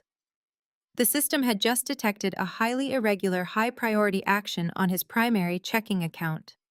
I clicked the alert, bypassing the standard banking firewall to view the pending transaction queue. Trent had scheduled a massive outbound international wire transfer. The amount was exactly $4 million. I stared at the number, the cold realization washing over me. $4 million was not a random figure. It was the exact to-the-penny balance of the private trust fund my grandfather had left me. The trust fund Trent was currently petitioning the court to control. I traced the routing details of the pending wire. The destination was an offshore shell company registered in the Cayman Islands, an account completely outside the jurisdiction of United States financial regulators. Once the money hit that account, it would vanish into a labyrinth of untraceable offshore holdings. But the most damning detail was the execution timestamp. Trent had scheduled the wire transfer to automatically process at 10 o'clock tomorrow morning. The emergency conservatorship hearing was scheduled for 9. He had already acquired my private routing numbers and account details from my mother. He had pre-authorized a total devastating sweep of my entire net worth. He fully expected the judge to grant him emergency financial control of my life at 9 o'clock. And he planned to drain every single cent of my inheritance into an untraceable offshore account exactly 60 minutes later. He was not trying to protect me. He was not trying to manage my care. He was executing a calculated, meticulously timed heist. I let out a low, dark laugh that echoed in the silent penthouse. Trent thought he was a mastermind pulling off the perfect crime against a helpless, unstable victim. He had no idea he had just handed a senior private equity executive the digital roadmap to his own funeral. I cracked my knuckles open to secure terminal to the Cayman routing network and began typing. I did not block the transaction. If I canceled the wire, Trent would simply receive an automated error message and immediately attempt to route the money through a different, potentially domestic channel. I needed the digital paper trail to remain perfectly intact. I needed the federal authorities to see the exact moment he attempted to launder stolen assets across international borders. I hard-coded a silent secondary hold on the destination account through our global clearinghouse. The money would appear to leave his portal tomorrow morning at exactly 10 o'clock, but it would drop directly into a frozen, heavily monitored federal holding vault. As I finalized the routing trap, my personal cell phone illuminated on the far corner of my desk. The caller ID flashed my mother's name, Brenda. I sat back in my chair and watched the screen glow in the dark office until it finally went black. A moment later, the voicemail notification chimed. I routed the audio playback through my desktop speakers, ensuring the recording software on my computer captured every single syllable. Brenda's voice echoed through the quiet expanse of my penthouse, cold, sharp, and dripping with absolute contempt. Jasmine, it is your mother. Trent told me what happened in the lobby today. I cannot say I am surprised. You have always been a profound failure as a daughter, but this public embarrassment is a new low even for you. She paused, and the sharp clinking of ice in a glass translated clearly through the microphone. Your grandfather Isaiah was a sentimental old fool for trusting you with that money. He thought you were special. He thought you were fiercely independent. He was entirely blind to what Trent and Kendra and I have always known. You are fundamentally unstable. You are utterly incapable of managing your own life. Tomorrow morning, a judge is going to fix Isaiah's mistake. Trent is going to take over your finances, and you are going to go to a facility where you can be properly medicated. Her tone dropped, shedding any pretense of maternal concern, becoming entirely venomous. If you show up at that courthouse tomorrow and try to fight us if you say one single word against Trent or your sister, I will personally ensure the judge locks you in a psychiatric ward permanently. Do not test me, Jasmine. Accept the help you desperately need, or we will destroy whatever is left of your pathetic life. The message clicked off. The absolute silence rushed back into the room. 3 years ago, those words would have shattered my entire world. I would have spent the night curled on my bathroom floor, hyperventilating, wondering why my own mother despised me with such fierce intensity. Tonight, I did not shed a single tear.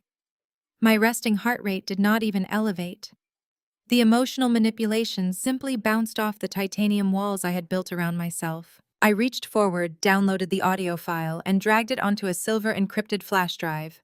Brenda had just handed me a pristine recorded confession of extortion, blackmail, and witness intimidation. I walked over to my heavy-duty laser printer and hit execute. For the next hour, the machine whirred and hummed, spitting out the physical architecture of my family's total ruin. I pulled a thick black leather binder from my supply cabinet and began assembling the arsenal with surgical precision. Under the first tab, I placed the medical clearances.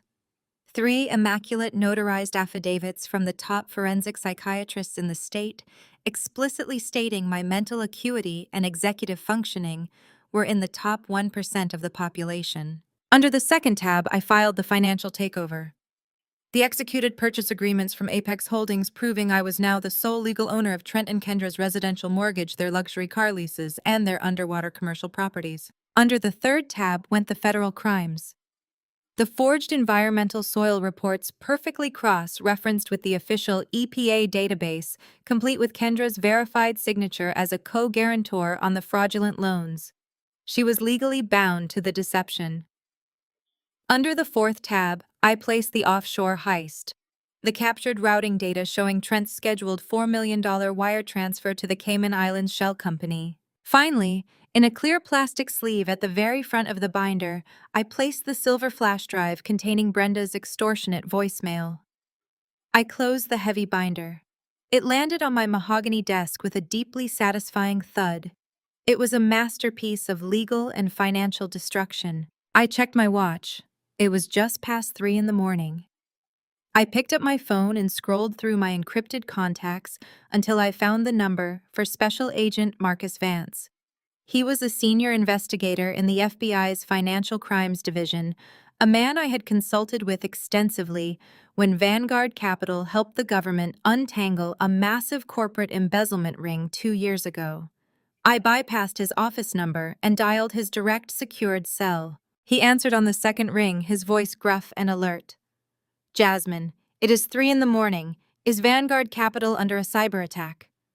No, Marcus, I replied, my voice perfectly level. This is personal. I have a complete, fully documented package involving multi-million-dollar bank fraud, federal wire fraud, forged EPA documents, and an imminent offshore money laundering attempt scheduled for 10 o'clock tomorrow morning. I heard the heavy rustle of sheets as he sat up. The exhaustion vanished from his voice, instantly replaced by razor-sharp professional focus. Who is the target? A commercial real estate developer named Trent Blackwood. He is operating out of the downtown sector. Do you have the paper trail? Marcus asked. I have the original loan signatures, the forged environmental assessments, the offshore routing numbers, and a recorded threat of extortion. It is a flawless, bow-tied federal case.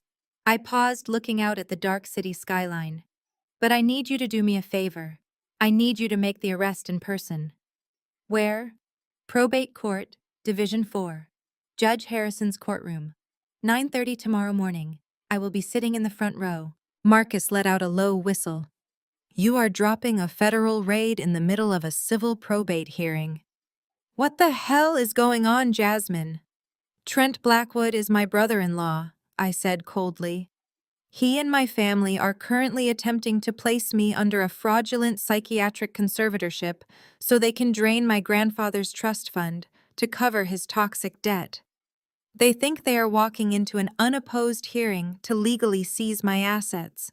There was a heavy silence on the line as Marcus processed the sheer, breathtaking audacity of the betrayal.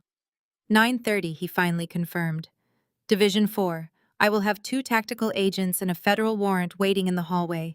Hand me the binder and we will take him down. Thank you, Marcus. I will see you in court. I ended the call and set the phone down next to the black leather binder. The trap was perfectly, irrevocably set. I walked into my bedroom, lay down on the mattress, and for the first time in weeks, fell into a deep, entirely dreamless sleep. The heavy oak doors of Probate Court Division 4 slammed shut, sealing the humid morning air outside. Inside the courtroom was a theater of polished mahogany and absolute suffocating silence. I sat entirely alone at the defense table. My black leather binder rested squarely in front of me, its contents a dormant explosive waiting for the precise moment to detonate.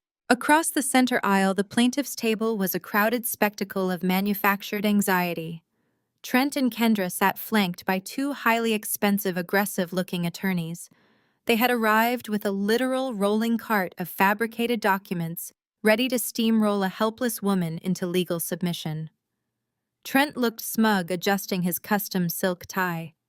He thought my lack of an attorney was proof of my absolute poverty. He had no idea my elite legal team was currently standing in the hallway alongside federal agents waiting for my signal. Judge Thompson, a stern man with 30 years on the bench, adjusted his reading glasses and called the court to order. He looked down at his docket, then glanced over his glasses at my empty table, noting for the record that I had explicitly waived my right to legal counsel. Trent visibly smirked. The plaintiff's lead attorney called Kendra to the stand first. My sister rose from her chair, and I had to internally applaud her wardrobing choices. Kendra, a woman who rarely left her gated community in anything less than head-to-toe designer labels, had dressed for the part of a burdened, humble sister. She wore a high-collared, conservative navy dress, entirely devoid of her usual flashy jewelry. She kept her posture slightly stooped, her shoulders hunched as she took the oath and sat in the witness box. Your Honor. Kendra began, her voice trembling with perfectly calibrated hesitation. I am here today because I am terrified for my sister's life. The attorney gently prompted her to elaborate. Kendra took a shaky breath, looking at the judge with wide, watery eyes. Jasmine has completely lost her grip on reality. Kendra testified, her voice cracking right on cue. She has been spiraling for months. She is currently unemployed and completely destitute. She cannot even manage her basic utilities. Just last week, her electricity was shut off because she is incapable of paying her bills or understanding her financial responsibilities. She lives in a state of constant paranoid delusion. I sat perfectly still, my hands folded neatly in my lap. I did not object. I let her commit perjury on the official court record. Every lie she told under oath was another nail in her own coffin. Kendra dabbed her eyes with a tissue.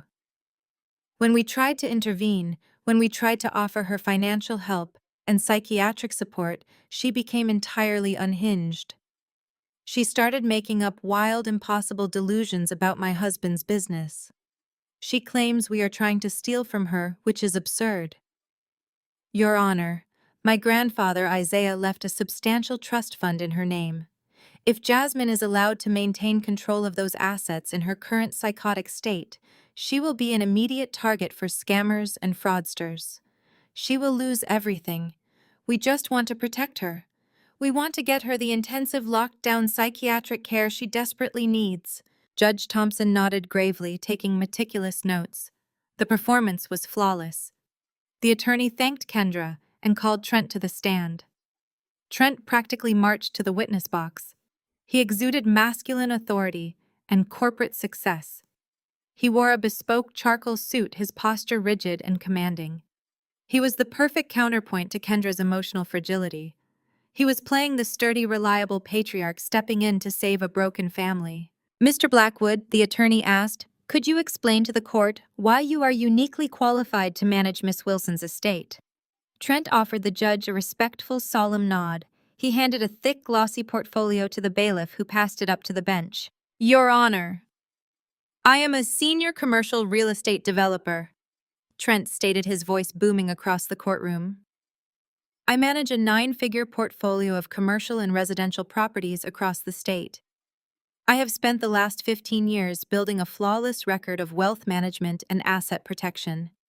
That portfolio outlines my current holdings and my strategic financial expertise. I stared at the back of Trent's head. He was handing the judge a portfolio of assets that I legally owned.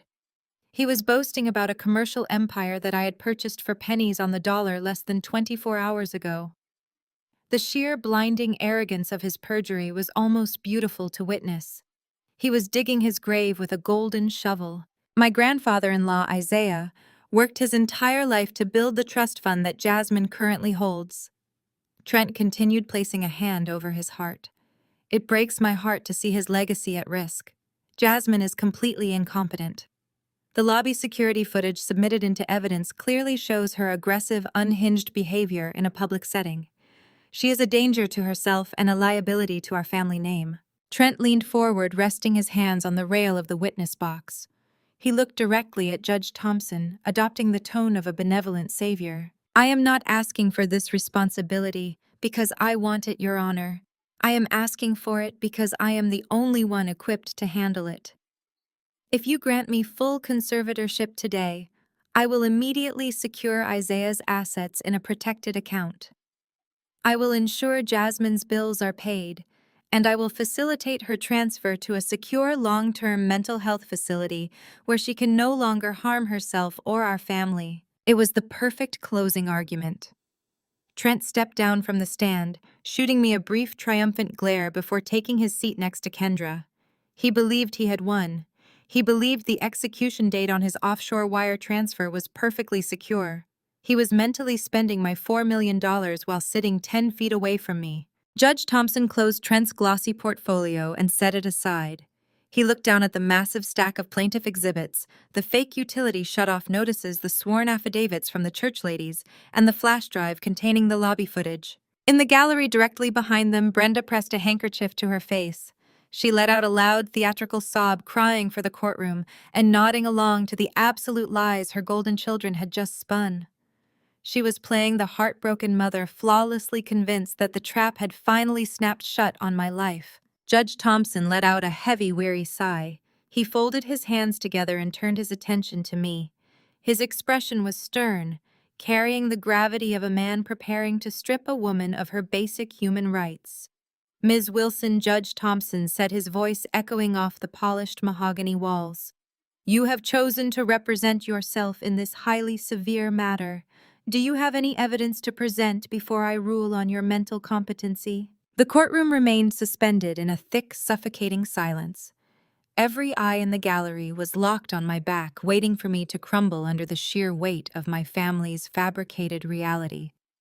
Trent sat back in his heavy wooden chair, a microscopic smirk playing on his lips, absolutely certain he had just delivered the killing blow. Beside him, Kendra maintained her carefully rehearsed posture of a grieving, desperate sibling. From the benches behind them, the sound of Brenda's theatrical manufactured sobbing echoed off the polished mahogany walls. I did not scream. I did not cry. I did not act defensive, hysterical, or unhinged.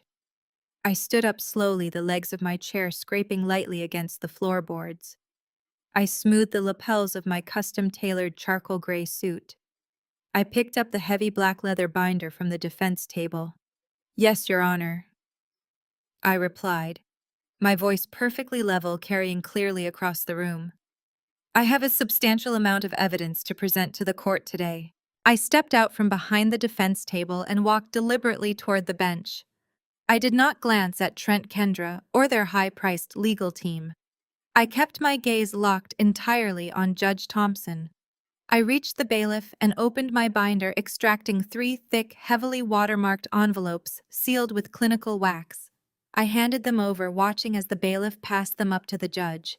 "Your Honor," I stated, my tone brisk and professional, "the plaintiffs have just testified under oath that I am suffering from a severe psychological break, that I have lost my grip on reality, and that I require an immediate involuntary psychiatric conservatorship. To address these claims, I am submitting 3 independent comprehensive forensic psychiatric evaluations." Judge Thompson picked up the first envelope, his brow furrowing as he read the return address printed on the corner. "These evaluations," I continued, projecting my voice so Trent's attorneys could hear every single syllable, "were conducted yesterday by Dr. Eris Thorne, Dr. Evelyn Vance, and Dr. Gregory Sterling. As this court is undoubtedly aware, these are the top 3 forensic psychiatrists in the state, frequently utilized by the federal government for high-level corporate competency hearings." At the plaintiff's table, Trent's lead attorney violently flinched. The smug, relaxed posture vanished from his spine. He knew exactly who those doctors were. "You did not hire Dr. Eris Thorne to evaluate a destitute, unhinged woman. You hired him to evaluate Fortune 500 CEOs. The attorney leaned over and began frantically whispering into Trent's ear, his face draining of color. Judge Thompson broke the seal on the first envelope. He pulled out the notarized affidavit and began to read. The courtroom was so quiet I could hear the sharp rustle of the heavy paper turning in his hands. I watched the judge's expression shift. The stern, judgmental glare he had directed at me just moments ago began to dissolve. His eyes widened slightly as he read Dr. Thorne's explicit conclusion that my executive functioning and mental acuity tested in the top 1% of the global population. He quickly opened the second envelope, then the third, his eyes darting rapidly across the medical clearances that definitively cleared me of any mood disorders, paranoia, or cognitive impairment. Before he could process the sheer weight of the medical evidence, I reached back into my binder. "Furthermore, Your Honor," I said, my voice cutting through the heavy tension accumulating in the room, "my sister Kendra just testified under penalty of perjury that I am unemployed, destitute, and completely incapable of managing my basic financial responsibilities. She claimed my electricity was shut off due to poverty." I pulled out a second stack of documents bound with a heavy brass clip and handed them to the bailiff. "I am submitting my official corporate biography, my executed partnership agreement, and my certified federal tax returns for the past 3 fiscal years," I stated. "I am a senior director of acquisitions at Vanguard Capital, a global private equity firm. I personally manage a corporate asset portfolio valued in excess of $2.4 billion. My federal tax returns will confirm an annual verified income that makes the plaintiff's claims of my destitution mathematically absurd. The reaction at the plaintiff's table was instantaneous and chaotic. Trent's jaw practically unhinged. The confident, commanding patriarch routine melted off his face, replaced by raw, unadulterated shock. He lunged forward, trying to read the documents from across the aisle, his hands gripping the edge of the mahogany table. Kendra completely broke character. The humble, conservative posture she had maintained all morning vanished. She sat bolt upright, her head snapping back and forth between me, the judge, and her husband. She looked genuinely, profoundly confused. Her brain simply could not reconcile the socially awkward, pathetic sister she had mocked her entire life with the words, "Senior Director of Acquisitions." She shifted aggressively in her seat, her modest navy dress suddenly looking like a cheap, ridiculous Halloween costume. In the gallery, Brenda's weeping abruptly ceased. The dramatic sobs were instantly replaced by a choked, breathless silence. The entire plaintiff's side of the room vibrated with a sudden rising panic. They had walked into this courtroom expecting to slaughter a lamb, and they had just discovered they were locked in a cage with a predator. Judge Thompson set down the psychiatric evaluations and picked up my financial records. He flipped past my corporate biography and went straight to the certified tax returns. He traced the numbers with his index finger, verifying the massive taxed income, the corporate bonuses, and the multi-million-dollar capital gains. He slowly lowered my tax returns and looked at the glossy, fabricated wealth management portfolio Trent had submitted just minutes prior. He looked at Trent's supposed financial empire, and then he looked back at my irrefutable, federally backed reality. The contrast was devastating. Trent's portfolio looked like a child's coloring book compared to the relentless, crushing weight of Vanguard Capital. The atmosphere in the courtroom shifted violently. The air grew thick and electrified. It was no longer a routine probate hearing about a vulnerable, unstable woman. It was a reckoning. Judge Thompson slowly lowered the stack of papers to his desk. He took off his reading glasses and folded them with deliberate, agonizing precision. The silence in the room was absolute. No one dared to breathe. He did not look at Trent. He did not look at the expensive, panicking lawyers who were desperately shuffling through their legal pads. He locked his eyes directly on my sister. The sternness in his face had been replaced by something far more dangerous. It was the look of a judge who had just realized an immense, malicious fraud was being perpetrated inside his courtroom. Judge Thompson leaned forward, resting his forearms on the elevated bench, and asked, "Mrs. Kendra, do you actually know who your sister really is?" Kendra stared at the judge, her mouth opening and closing in rapid, desperate succession. Her perfectly manicured hands gripped the wooden rail of the witness box so tightly her knuckles turned a stark bone white. The carefully constructed facade of the concerned grieving sister was shattering in real time, replaced by raw, unadulterated panic. Her brain simply could not process the documents resting on the judge's bench. It violently rejected the reality that stood before her. She shook her head, a nervous, breathless laugh escaping her throat. "She is a temp worker, Your Honor." Kendra stammered, her voice high and erratic. "She is sick. She does not know what she is saying. Those papers have to be fake. She prints labels and answers phones. She lives in a tiny apartment. You have to believe me, she is completely detached from reality." I did not scream. I did not raise my voice or act defensive. I stepped out from behind the defense table, letting the heavy, suffocating silence of the courtroom work to my advantage. I buttoned the jacket of my custom-tailored suit and turned to face the witness box. "I am not a temp worker, Kendra," I said, my voice ringing clear and steady across the polished mahogany room. "I am a senior director at Vanguard Capital. I personally manage private assets worth hundreds of millions of dollars. I let you believe your own manufactured narrative for years because your fragile ego required me to be a failure. You needed me to be pathetic so you could feel successful. But your delusions do not dictate my reality." Kendra recoiled as if I had physically struck her. She looked frantically toward the plaintiff's table, silently begging her husband to fix this, to restore the natural order where they held all the power and I held none. Trent practically leaped out of his heavy wooden chair, His face was flushed a dangerous mottled crimson. "Your Honor, this is an absolute farce," he shouted, slamming his hand flat against his table. "She is fabricating financial documents. She is having a psychotic episode right here in your courtroom. I demand you hold her in contempt and grant the emergency conservatorship immediately." Judge Thompson slammed his gavel down with a sharp, explosive crack that echoed off the high ceilings. "Sit down and remain silent, Mr. Blackwood," Judge Thompson roared, his voice radiating absolute authority.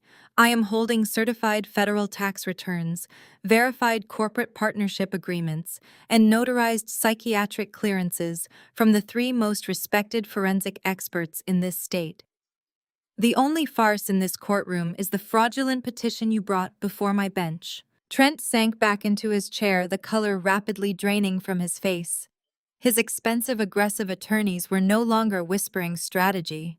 They had pushed their chairs slightly away from Trent, physically distancing themselves from a client they suddenly realized was walking them straight into a legal minefield. I turned my attention away from my trembling sister and locked eyes entirely on Trent. The time for playing defense was over. It was time for total annihilation. "Speaking of financial reality, let us talk about your commercial real estate, LLC. "Trent," I said, taking a slow, measured step toward his table. "You sat on that witness stand 5 minutes ago and boasted about your vast wealth management expertise. You presented a portfolio of assets to convince this court you were capable of managing my grandfather's trust fund. But you left out one crucial, devastating detail." Trent swallowed hard. The smug patriarchal arrogance had completely evaporated, leaving behind the terrified gaze of a cornered animal. "As of last Thursday, I continued enunciating every single word so they hung in the heavy courtroom air. Apex Holdings purchased the defaulted debt to your commercial real estate, LLC. Apex Holdings is a private subsidiary over which I have sole, unrestricted discretionary control. You do not have a banking partner anymore, Trent. I am your sole creditor." A sharp, audible gasp erupted from the gallery. I did not need to look back to know it was Brenda. The matriarch who had called me a profound failure less than 12 hours ago was currently watching her golden son-in-law be publicly financially dismantled. Trent shook his head in frantic denial. "No, that is impossible. The bank guaranteed a restructuring plan. They promised an extension. The bank liquidated a toxic asset to mitigate their losses," I corrected him coldly. "I own the master note on your downtown commercial plaza. I own the leases on the luxury SUVs you and Kendra drive. And most importantly, I hold the deed to your residential mortgage. You are bankrupt, Trent. Your entire wealthy lifestyle is a mirage funded by debt that I now legally own." Kendra let out a strangled cry from the witness box. "Trent, tell me she is lying. Tell me she does not own our house." He could not answer her. He sat frozen, staring at me as the walls of his empire collapsed inward. But I was not finished. Financial ruin was merely the prelude. I reached into my binder and pulled out the final stack of documents, the enlarged high-resolution copies of the loan originations and the federal environmental reports. "You see, Your Honor. Trent did not just make a few bad investments." I addressed the bench, handing the new stack of documents to the bailiff. "He committed textbook federal wire fraud. He acquired severely contaminated toxic land and submitted forged environmental soil reports to a federally insured institution to secure his initial funding." I turned back to Kendra, who was now clutching her chest, taking rapid, shallow breaths. "And you co-signed every single one of those fraudulent commercial loans, Kendra," I said, watching her eyes widen in absolute terror.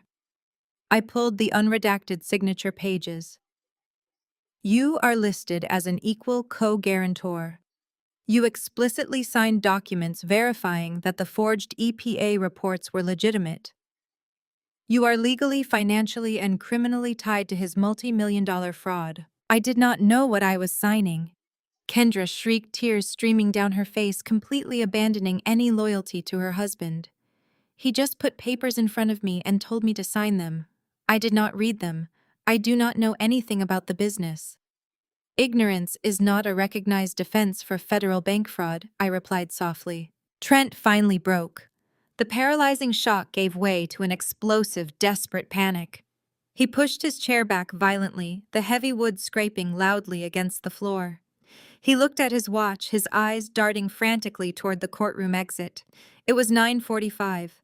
He was realizing that his perfectly timed trap was disintegrating, and his only instinct was to run. And knowing the bank was preparing to foreclose, I continued, my voice rising over the rising chaos in the room. Trent decided to use this very courtroom to facilitate a heist. He filed this fraudulent conservatorship today, with the explicit intention of draining my grandfather's trust fund to cover his crimes. In fact, he already initiated the sweep. He scheduled a massive $4 million wire transfer to an untraceable offshore shell company in the Cayman Islands, set to execute exactly 15 minutes from now. Trent scrambled to his feet, his hands shaking as he grabbed his briefcase. "This hearing is over," he stammered, looking at his lawyers who refused to make eye contact with him. "We withdraw the petition. We are leaving." I stood perfectly still, blocking his path to the center aisle. "Trent doesn't need to be my conservator, Your Honor," I stated, my voice echoing with final absolute authority. "He needs a criminal defense attorney for the millions he just tried to embezzle." Right on cue, the heavy wooden doors at the back of the courtroom swung open with a resounding, thunderous crash. Two federal agents wearing dark suits and ballistic vests emblazoned with FBI insignias stepped purposefully inside. The heavy wooden doors of Probate Court Division 4 did not just open. They were shoved apart with a force that rattled the brass hinges. Two federal agents stepped into the room.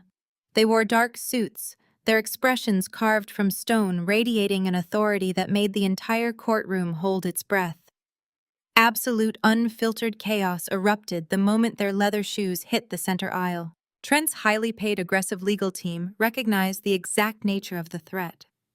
Without exchanging a single word, the lead attorney snapped his briefcase shut, grabbed his associate by the elbow, and physically backed away from the plaintiff's table.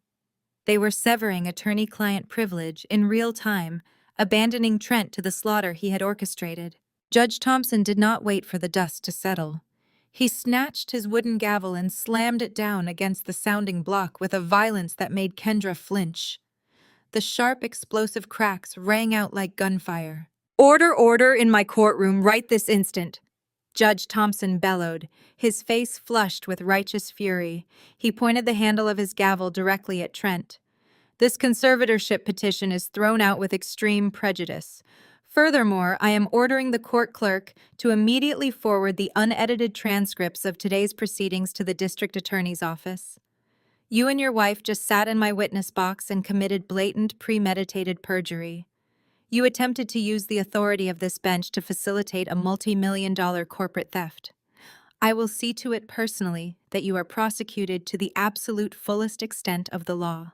Trent did not stay to hear the end of the judge's declaration.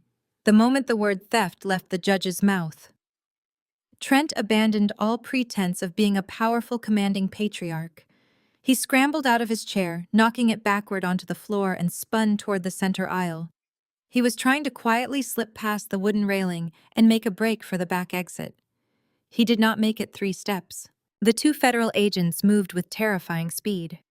They intercepted Trent right in the middle of the aisle, blocking his escape path completely.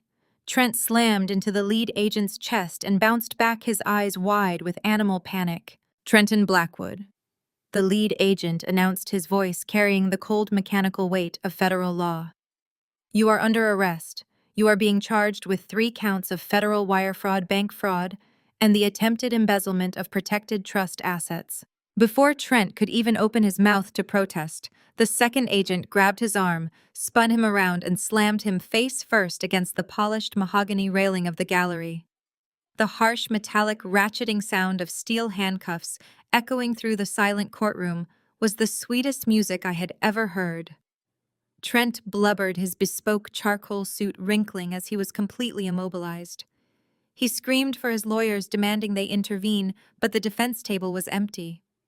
His legal team had already slipped out the side door. Watching her husband get treated like a common street criminal finally broke whatever fragile grip Kendra had left on reality. She let out a piercing, hysterical shriek that bounced off the high ceiling.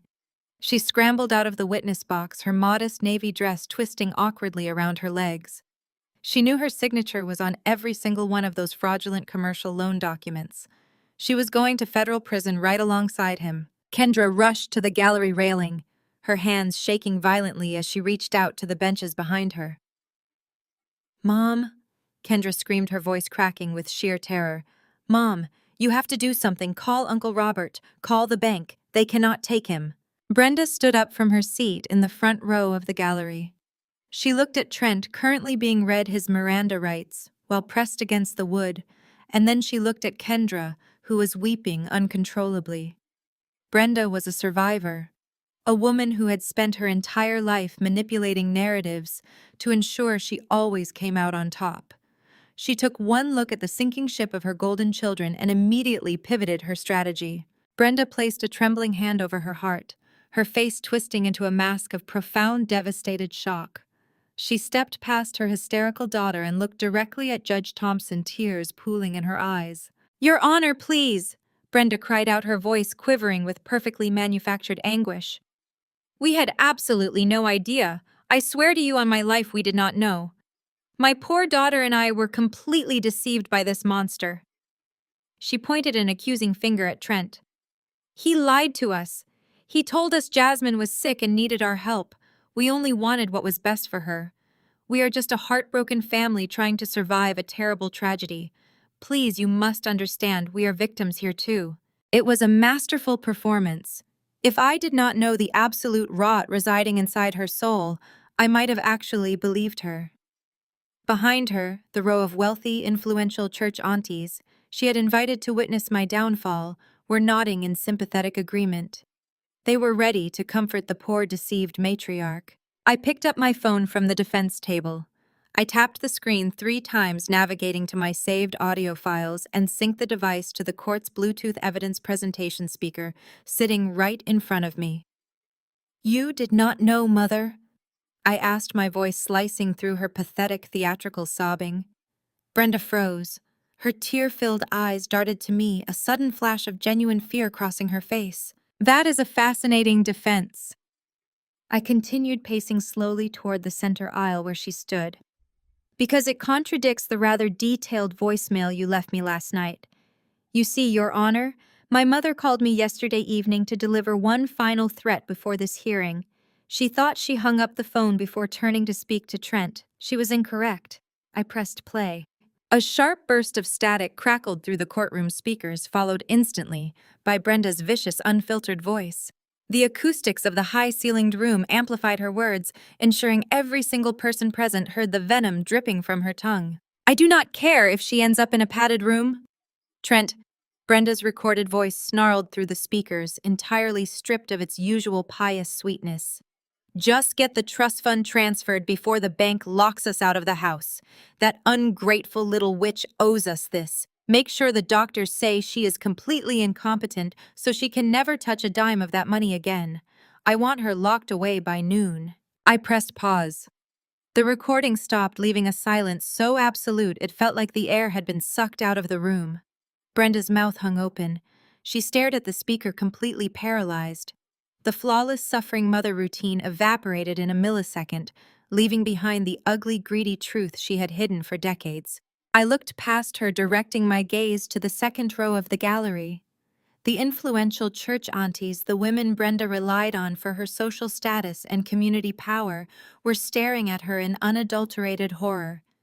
Their hands covered their mouths. They whispered frantically to one another, their eyes wide with disgust.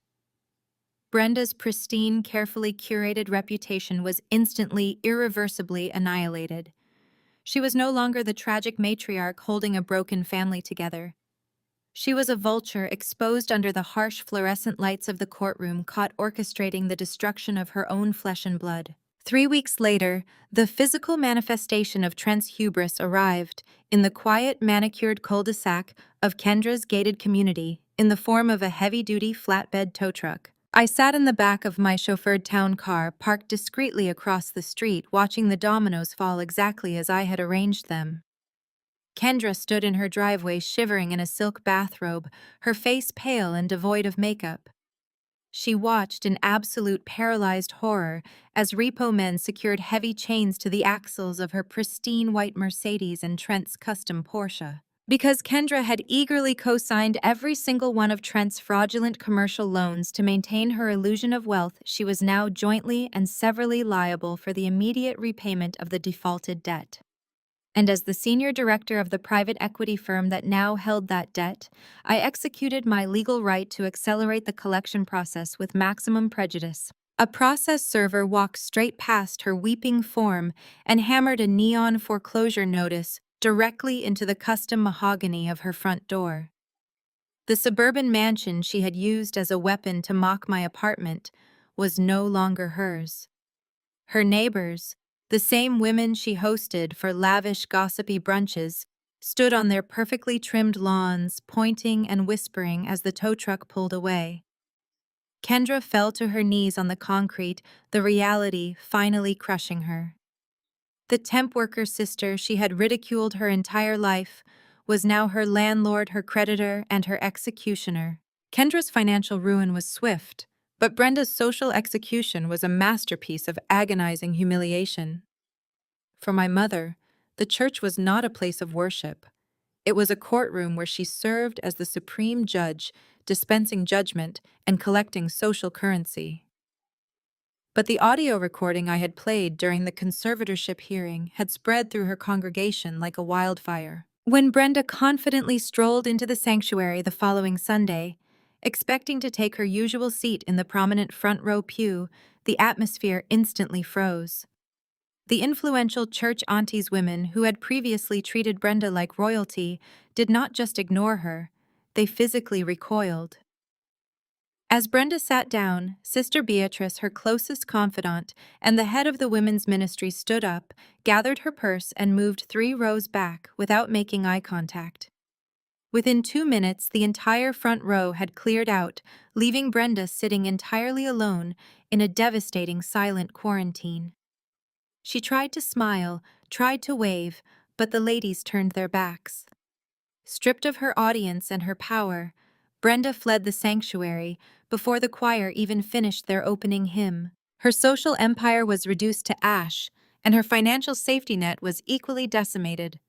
She had completely drained her retirement accounts, paying the exorbitant non-refundable premium to a bail bondsman just to keep Trent out of federal lockup pending his trial. It was a desperate, foolish gamble to save the golden son-in-law, and it left her with absolutely nothing. Which is exactly why she appeared uninvited in the grand marble-clad lobby of my secure high-rise building later that week. The concierge called my unit, his voice laced with polite concern, stating a woman claiming to be my mother was weeping near the security desk and refusing to leave. I rode the private elevator down to the ground floor, stepping out into the lobby, wearing a sharp, impeccably tailored blazer. Brenda rushed toward me, her designer clothes looking rumpled, her usual perfect hair frizzy and unkempt. The security guard stepped expertly into her path, keeping her several feet away from me. "Jasmine, please," Brenda sobbed, pressing her hands together in a frantic, pleading gesture. "You have to call off the lawyers. They took Kendra's house. Trent is facing decades in prison. I gave the bail bondsman everything I had left. I am completely broke. The bank is threatening to take my house next. I have nowhere to go. You have to let me stay here with you. We are blood. I am your mother. You cannot let me end up on the street." I stood perfectly still, letting her tears echo off the polished stone walls. I did not feel an ounce of pity. I felt the cool clinical satisfaction of a surgeon who had just excised a malignant tumor. I reached into my leather briefcase and pulled out a crisp manila folder. I stepped around the security guard and extended it toward her. Brenda gasped in relief, her eyes lighting up as she grabbed the folder. She thought I was handing her a check. She thought the lifetime of conditioning, the deeply ingrained instinct to save my family from their own toxic mistakes had finally kicked in. She ripped the folder open. Her frantic smile instantly vanished, replaced by a look of sheer uncomprehending shock. There was no check. There was a printed application for a subsidized low-income housing unit on the outskirts of the city, paperclip to a blank employment application for a night shift cashier position at a discount grocery store. "What is this?" Brenda whispered, her hands shaking so badly the papers rattled. I looked her dead in the eye, my voice devoid of any warmth, any hesitation, any mercy. "You told me failures do not belong in your family," I said coldly. "I am just agreeing with you." I turned on my heel, ignoring her loud, desperate wailing, and walked back to the private elevator. The heavy steel doors slid shut, cutting off the sound of her crying, officially severing the toxic cord that had bound me to her for 30 years. 6 months later, the air in the city felt entirely different. It felt clean. The federal justice system moved with a ruthless efficiency when presented with irrefutable, thoroughly documented evidence. Trent was currently sitting in a federal penitentiary, having recently begun serving a mandatory 10-year sentence. He had traded his bespoke charcoal suits and silk ties for an ill-fitting orange jumpsuit. His staggering arrogance had been entirely broken by the reality of a concrete cell and a metal toilet. Without Trent's fraudulent income and completely buried under the debt she had eagerly co-signed, Kendra's descent was absolute. The woman who refused to wear anything but high-end designer labels was now wearing a stiff polyester uniform. She worked a minimum-wage retail job, spending 8 hours a day scanning barcodes and folding cheap clothes. She returned every night not to a sprawling suburban mansion, but to a cramped, poorly ventilated studio apartment where the walls practically closed in on her. Her golden child status was permanently shattered, replaced by the crushing weight of real, inescapable poverty. Brenda lived in absolute isolation. The grand home she had so desperately tried to cling to was gone, seized by the bank. She lived in a small, subsidized unit, exactly like the one I had provided the application for. She never answered her door. She was far too ashamed to show her face in public, knowing that every woman in her former church community viewed her as a pariah. The phone never rang. The lavish family dinners were a thing of the past. She was left alone with nothing but the echo of her own malicious choices. I stood on the expansive wrap-around balcony of my newly purchased penthouse, the city skyline glittering before me like a sea of crushed diamonds. The crisp evening wind caught the edge of my silk robe. I held a crystal glass of an exceptionally rare vintage Cabernet, savoring the rich, heavy taste. I had not just survived their coordinated, vicious attempt to destroy me. I had dismantled their entire toxic parasitic system with surgical, merciless precision. I had let them dig their own graves and simply handed them the shovels. I walked back inside the floor-to-ceiling glass doors, sliding shut behind me, and sat down at the massive oak desk in my home office. I opened my laptop, the screen illuminating the dark, quiet room. I pulled up the financial documents for the trust fund my grandfather Isaiah had left me, the exact $4 million Trent had arrogantly tried to wire offshore. The funds sat securely in a protected Vanguard account. I clicked on the transfer initiation protocol. I was not going to let Isaiah's hard-earned legacy sit idle. I routed the entire $4 million, along with a massive matching injection of my own personal capital, into a newly incorporated legal entity. I typed in the name of the organization, verifying the registration details. The Isaiah Wilson Foundation. The primary mission directive was clear and fully funded. The foundation would provide full-ride academic scholarships, intensive financial literacy programs, and elite legal advocacy resources for young African American women. I was going to ensure that thousands of young women would have the exact financial armor they needed to protect themselves from predatory men and toxic, manipulative families.